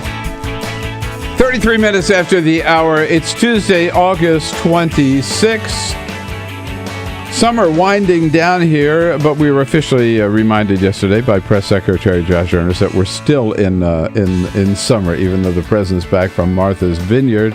Our briefing yesterday, first one in 2 weeks in the White House briefing room. Zeke Miller was there from Time Magazine, joining us in studio this morning, and I was there as well. Hello, Zeke. Good to see you. Good to see you. Thank you for having me on. We've been talking a lot about Burger King, and this came up at the briefing yesterday. On an issue that this is an example of something the president has been talking about, right? Inversion. Yeah, this is something that's been on the agenda now for 2 months or so, with the Treasury Secretary taking the lead in terms of trying to drive the midterm election message of sort of just like we saw in 2012. The income inequality style, big businesses, fat cats on Wall Street. Or business people, the top 10%, the top 1% doing much better than everybody else, and they've had a great recovery, and everybody else hasn't had such a great one yet. The slide has stopped. People are feeling in a sort of less dire straits than they were 3 or 4 years ago, but they haven't seen the gains back. So that's this is all part of that messaging. And it's a real public policy concern as well, but that's part of the reason why this is an election year, of course, and this is Washington. Right, and this is directed at corporations, not individuals, but the same thing is that they're doing very, very well, and now they want to take these steps to avoid paying their fair share of taxes. Exactly. Right? And then you got this, but to talk about it in the abstract is one thing, but then as Burger King drops and it becomes real all of a sudden. I mean, that's about as American as apple pie. I mean, the only thing more American than would be McDonald's. Exactly. So I mean, this is a big. If McDonald's were smart, they'd use this as a massive advertising ploy. It's just free advertising. So is there anything Obama can do to stop it? Public shaming is probably the best he can get right now. I mean, nothing's going to get through Congress. They've been talking about, some sort of, of a retroactive fix to some of these inversions. Not going to happen in this climate. This is where the president has the power of the pen, the phone, and the podium that they've been talking about at the White House all year and have used to mixed effect so far. But this is one of those cases where if they can make it a bad business decision for Burger King to do this, Burger King won't do it. How embarrassing is it for the White House for the public to know that Warren Buffett, the president's friend, is financing 25% of this sellout? Yeah, this is going to be a really tough question for them. They haven't put out any response to this just yet, but for the past 3 years, we didn't know it yesterday when we were at the briefing. We didn't know about that until this morning. But for the past 3 years, the White House has been talking about the Buffett rule, trying to get so no person pays less, pays a lower effective tax rate than their secretary. Right. Yeah. Which is well and good, except that now the poster child for that is funding this deal. I think that we might hear a bit less of the Buffett rule, which is already legislatively dead, but was a great messaging tool. They might have to adjust that because Warren Buffett is now, sort of part of the problem on this front. Right. Evelyn's calling on about Burger King from Albuquerque, New Mexico. Hey, Evelyn. Hey, you know what? Burger King can get out of here. Who cares? And I understand what you said about them not moving physically. They don't want to pay people, and they don't want to pay taxes, but they want all of the advantages that come along with paying taxes. Later, we can control this. We don't have to wait for the president or anybody else. Go someplace else. It might be all right, but they're not addictive. So since we don't have Burger King addicts, too bad. We can just shut our purses and show them how we feel. Yeah. Well, Evelyn, ultimately that's one thing that could force Burger King to change his mind. If there were an organized consumer boycott of Burger King, it's hard to see that coming about. But even if there was just a messaging campaign, if they feel that that's going to negatively impact their brand, that there's a monetary value to that. Yeah. I mentioned just before the break, Walgreens drugstores 2 or 3 years ago were going to move their operations. This wasn't a case of inversion. They were just going to move to Switzerland. Yeah. And 300,000 people signed petitions saying we're not going to shop at Walgreens anymore, and they dropped the idea. Yeah, that's enough. It doesn't. None of the. This will save them some money, not a massive sum of money. So if all it takes is a fairly small hit. Yeah. But when you're talking about Burger King, though, you're talking about a franchise company, and that's going to be a really complicated point for the White House here. Is that Burger King corporate might be moving and participate in this inversion, but the local franchisees are the ones who would. Our mom and pops are sort of local pillars of the community and would get hurt by this if the administration takes a sort of a very heavy-handed approach to this. It's going to require some subtlety to make sure that the right people are the ones getting called out and not the sort of the frontline folks who aren't involved in this decision at all don't get hurt. Sort of, in the crossfire. Now, Burger King was one of the big topics yesterday. The big topic that dominated the briefing yesterday was the possibility of airstrikes against ISIS positions inside of Syria. Peter, we have that Martin Dempsey. It really started with last Thursday at a joint news conference with Secretary of Defense Chuck Hagel and Chairman of the Joint Chiefs, Martin Dempsey, when Dempsey was asked about going after to destroy ISIS, would that require going after military targets inside of Syria? This is an organization that has an apocalyptic end-of-days strategic vision, and which will eventually have to be defeated. To your question, can they be defeated without addressing that part of their organization which resides in Syria? The answer is no. Now, the White House yesterday was very careful not to go out as far as Dempsey did. Not at all. Yeah, they're walking it back a little bit. But he's right. I mean, he doesn't necessarily say strikes are needed. A political solution in Syria, however far-fetched, would be the panacea. I mean, yeah. But so would angels and unicorns, and and that's not going to happen in the near term or probably even the long term at this point. Right. So what Josh Earnest told us yesterday is, the Pentagon, they're making plans for every possibility. They always do. That's what they do. They have whole wings of the Pentagon that do nothing but that. And so, that's happening. But as far as the White House says, we have no plans at all. We're not into this at all. And yet we find out this morning that the president has now okayed surveillance missions over Syria. That means these airstrikes are going to come, doesn't it? It's sort of a pretty good indication that they're on their way. But, also, even yesterday we saw a bit of a change in tone, whereas last week it was the president has not been briefed on on any plans to carry out airstrikes. Yesterday it was, I can't comment on whether or not the president's been briefed on any sort of hypothetical, which is sort of wink, wink, nod, nod. Yes, he has. So that's this is the ball is rolling here. Probably they haven't decided whether or not to pull the trigger yet, and that's what Josh was saying yesterday at the briefing, that no decisions have been made yet, but they're doing everything they can to get into that position where a decision can be made. So if you want to do airstrikes against Syria, you cannot do them without first doing surveillance missions to find out where these targets are. Exactly. Number one. But the fact that you do the surveillance missions doesn't mean you necessarily follow up with airstrikes. But usually it does. Yeah, exactly. If you think about where we were a year ago, where there was a year ago we were debating whether or not we'd strike in Syria, and that'd be on the against the Assad regime after the use of chemical weapons, and it came down to a long walk with Dennis McDonough on the South Lawn of the White House, where the president decided, you know what, I'm going to go to Congress and I'm going to try to get this deal with the Russians and see if we can do this diplomatically at sort of the last minute. Mm-hmm. What happened last night? The president went for a walk with Dennis McDonough. I don't know if anything came out of it, but if past this prologue, I mean, we should be hearing something today along those lines, because those walks have been awfully productive over the past year and a half.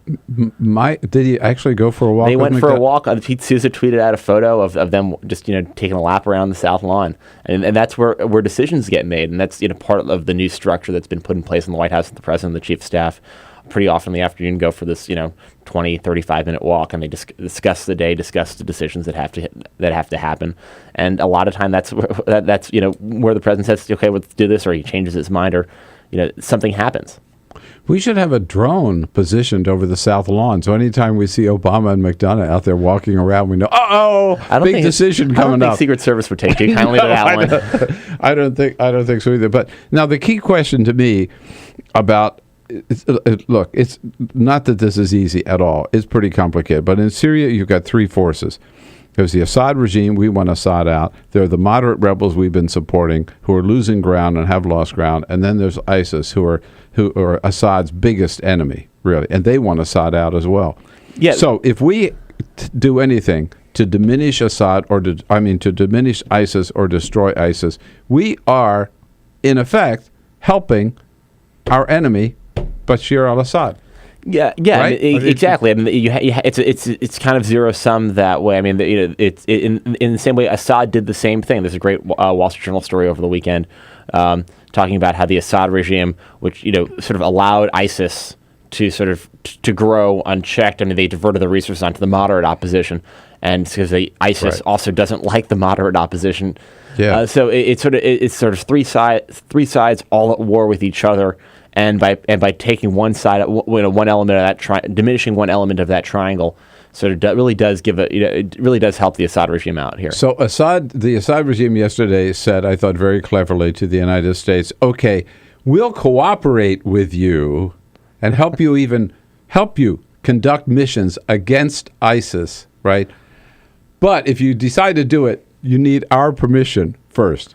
Is there any way that we're going to request permission for the Assad government to bomb ISIS? Well, it's the United States policy now that the Assad regime is not the legitimate leadership of Syria. So we wouldn't have to. We'd probably get the tacit permission of the shadow Syrian government that we set up among the sort of the weakened sort of moderate opposition that we support, which doesn't have a whole lot of authority anywhere else, but what we give them to it. So this is probably one of those things that we do to prop them up. All right. You heard it here first. The president announces airstrikes against ISIS positions inside of Syria before the end of the week. That's I wouldn't bet against you right now. 45 minutes after the hour with Zeke Miller here from Time Magazine, covering the issues of the day, particularly what's on the White House agenda and what we might see from the president of the administration. Follow up on Ferguson coming up. 866-55-PRESS. You want to join the conversation. Look forward to hearing from you. This is the Bill Press Show. What gets you into college? Good SAT scores? High GPA? Lots of extracurriculars? Sure, but what you really need is money. If you don't have the cash, you'll need a loan. And we mean huge student loans because the cost of college has risen 1,000% in the last 30 years. This means big money for the banks that collect fees and interest. Now, millions of young people are starting their adult lives with an average of $29,000 of loans on their backs. Altogether, we're talking $1.2 trillion in student debt. And more people are finding it impossible to pay them back. Welcome to the student debt crisis. The increasing demand for higher education and cuts to state funding gave colleges a huge incentive to keep inflating prices. I graduated about a year ago, currently in $35,000 of debt. I am in debt about like $25,000. I owe $23,000. I owe over $50,000 in student loans. 38.8 million Americans owe money on a student loan. And the biggest names in banking are making huge profits off the booming student loan industry. Sallie Mae, the largest provider of private student loans, made $949 million last year. They only give you about 6 months to look for a job. You have to start paying back the loan. It's very pressuring, especially nowadays. It's very hard to find a job. Over half of the students graduating in 2012 could not find a decent paying job. They either had low-wage jobs or unpaid internships or were unemployed altogether. So you can't make the payments. You start incurring late fees, which makes the loan even harder to pay off. And it stays with you for years, even decades. Right now, a third of the people who started repaying their loans are delinquent or in default. That's 13.7 million people, more than the populations of Chicago, New York, and San Francisco combined. Worse, it's not just the borrowers who are in trouble. Many loans require co-signers. So if the student is unable to pay, that co-signer, a father, a mother, or a grandparent, is now on the hook. Even a grandparent's Social Security benefits can be garnished to pay the loan. We should have an answer to this. If you get really behind in your car payment or your credit cards, you can file for bankruptcy. But Congress has made it nearly impossible to discharge student loans through bankruptcy. Big institutions make big profits while students try to make ends meet under crushing debt. Is this how we want our education system to work? The whole point of going to college is to get the career you want, but lately that's been discouraged because no one can afford school. You get a job just to pay off your student loans. We need higher education, not higher debt. Sign up to end the student debt crisis at higherednotdebt.org.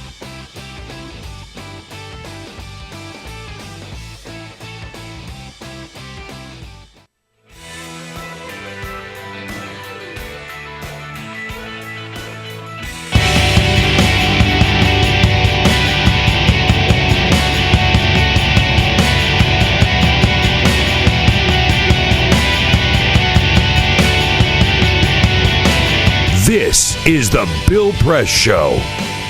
11 minutes before the top of the hour. In studio with us, Zeke Miller from Time Magazine, covers the White House for Time Magazine. And Zeke, yesterday, questions also about Ferguson on the day that Michael Brown was buried in Ferguson. The president not going out himself, but sending Eric Holder out. Do you think the White House will continue to be involved in the follow-up there? I think they're still involved in the extent that they can be. The president was very careful to say that he can't be involved in the criminal justice investigation, the civil rights investigation that's going on there now, that DOJ is taking the lead. And that's still ongoing, but where the president, I think, is trying to get involved, and I think we saw it yesterday looking at who the White House sent.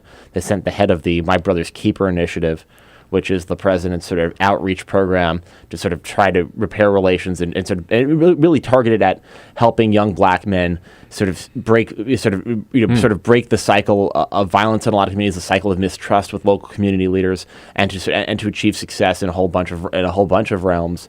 And that's who the president sent to the funeral. That's the context the president sort of volunteered last week when he spoke about the situation in Ferguson. And I think that's what we'd hear the president talk about, sort of the way the president would talk about Ferguson if he were to go, which he's likely to go in the next couple of months. When he goes to Ferguson, it'll be in that sort of healing next steps mode and try to get as far away from the controversy, the 3 minutes of chaos that we don't know very much about what actually happened in Ferguson, away from the violence, and try to position himself to talk about the healing process and the next steps of the conversation the country has to have. So for the president, this is sort of like the third time that he has spoken out about injustice perceived at least, against African Americans. The professor who I'm blanking on at Harvard, Peter Henry Louis Gates. Henry Louis Gates, right? The Trayvon Martin case, and now with Michael Brown. There have been a lot of other cases, but these are three that. Yeah, these are the three that got, and each one is different. But it's tough for him. I mean, right? As the first African American president. Yeah, it's certainly tough for him, and you can see the first time with the Gates incident, he got burned, and he sort of came out pretty strongly against the police and had the police unions on top of him, and he backed away, had that sort of comical beer summit, and then in the Trayvon Martin case, the first time he right after the shooting, he'd said something to the effect of if I had a son, he'd look like Trayvon. And it was sort of a powerful emotional statement. But that's about as far into the situation as he got. When George Zimmerman was acquitted, though last year, the president was far more forceful and eloquent about sort of the long-standing issues, and with a fairly even-handed critique of of everybody involved, and how and with laying out that vision for the My Brother's Keeper program, and and that's the type of thing that the president sort of wants to be his legacy. So I think that's the direction where this is sort of the new way the president talks about race, about these situations. The related issue is the militarization of local police departments, and in that one the president's also spoken out and ordered this review. By the end of the summer, is that another end of summer report? I haven't seen a firm timetable on that, but that's going to be done at the Office of Management and Budget, not the Pentagon. So that's going to be should there be tighter controls on some of these these weapons, better training, certainly better training. I mean, and the problem here is, if you have a situation like the Boston bombing or a Sandy Hook or an active shooter type situation, of course you want the police, your local police department, to be very well trained and well equipped to handle that situation as best as possible. When you're talking about something like Ferguson, is bringing out the first bringing out the modified tank on the first night of riding going to inflame or calm down the situation, and it's of course going to inflame the situation, and that's an element of training. It's not should they have it, it's if they have it, should they be educated and trained and to know how to deploy it, or when certainly when not to deploy it, because that's often the best way to deploy force is not to deploy it. Yeah, and it really boomeranged it, as we found out in Ferguson. It poured gasoline on the fire. Yeah, they brought in the National Guard, and the National Guard looked like tame in comparison to the local police department. And that was crazy. I found that one of the most interesting parts of the story is hearing from all the Iraq and Afghanistan veterans who are talking about who are critiquing the tactics of the local police using their surplus weaponry. Like you never point a weapon at unarmed individuals unless you plan on shooting them. You don't carry out any of these tactics, the arrest tactics or sort of intimidation tactics that you saw from the police. The veterans who are actually in war zones are saying you're doing this wrong. Doing it wrong, yeah. Zeke Miller, you're doing everything right at the White House for Time Magazine. Thank you so much for your time. Kind. Always good to see you. All right, thanks for having me on. I'll be back with a quick parting shot. This is the Bill Press Show.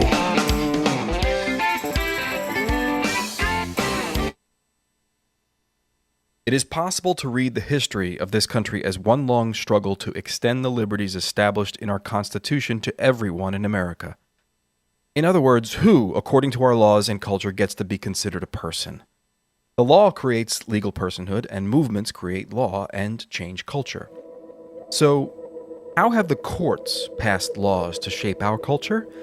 That history goes way back before Citizens United. 1819 Dartmouth College versus Woodward Supreme Court case turned a corporate charter from a government-granted charter to a contract. This ruling gave corporations standing within the Constitution.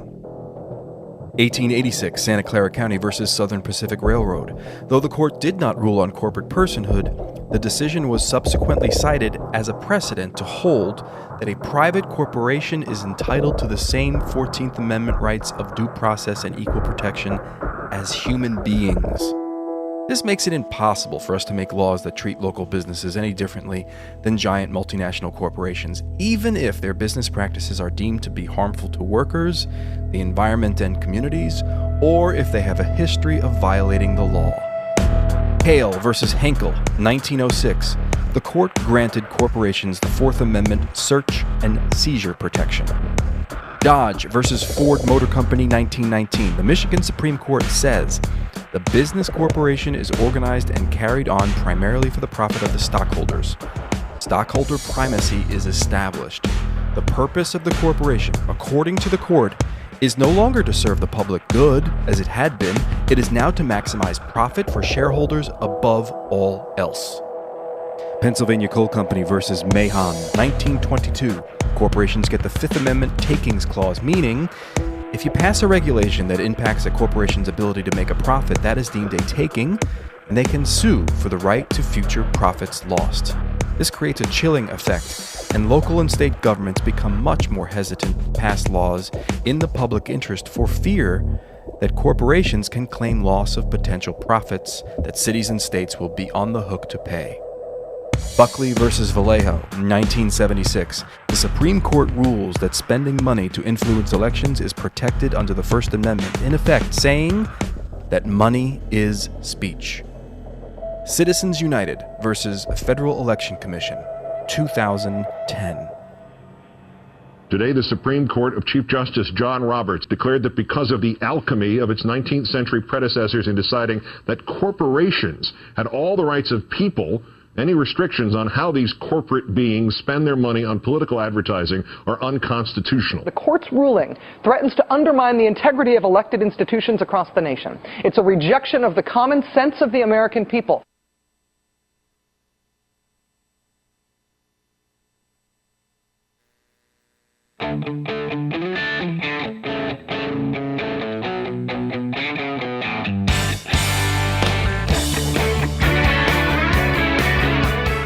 The Parting Shot with Bill Press.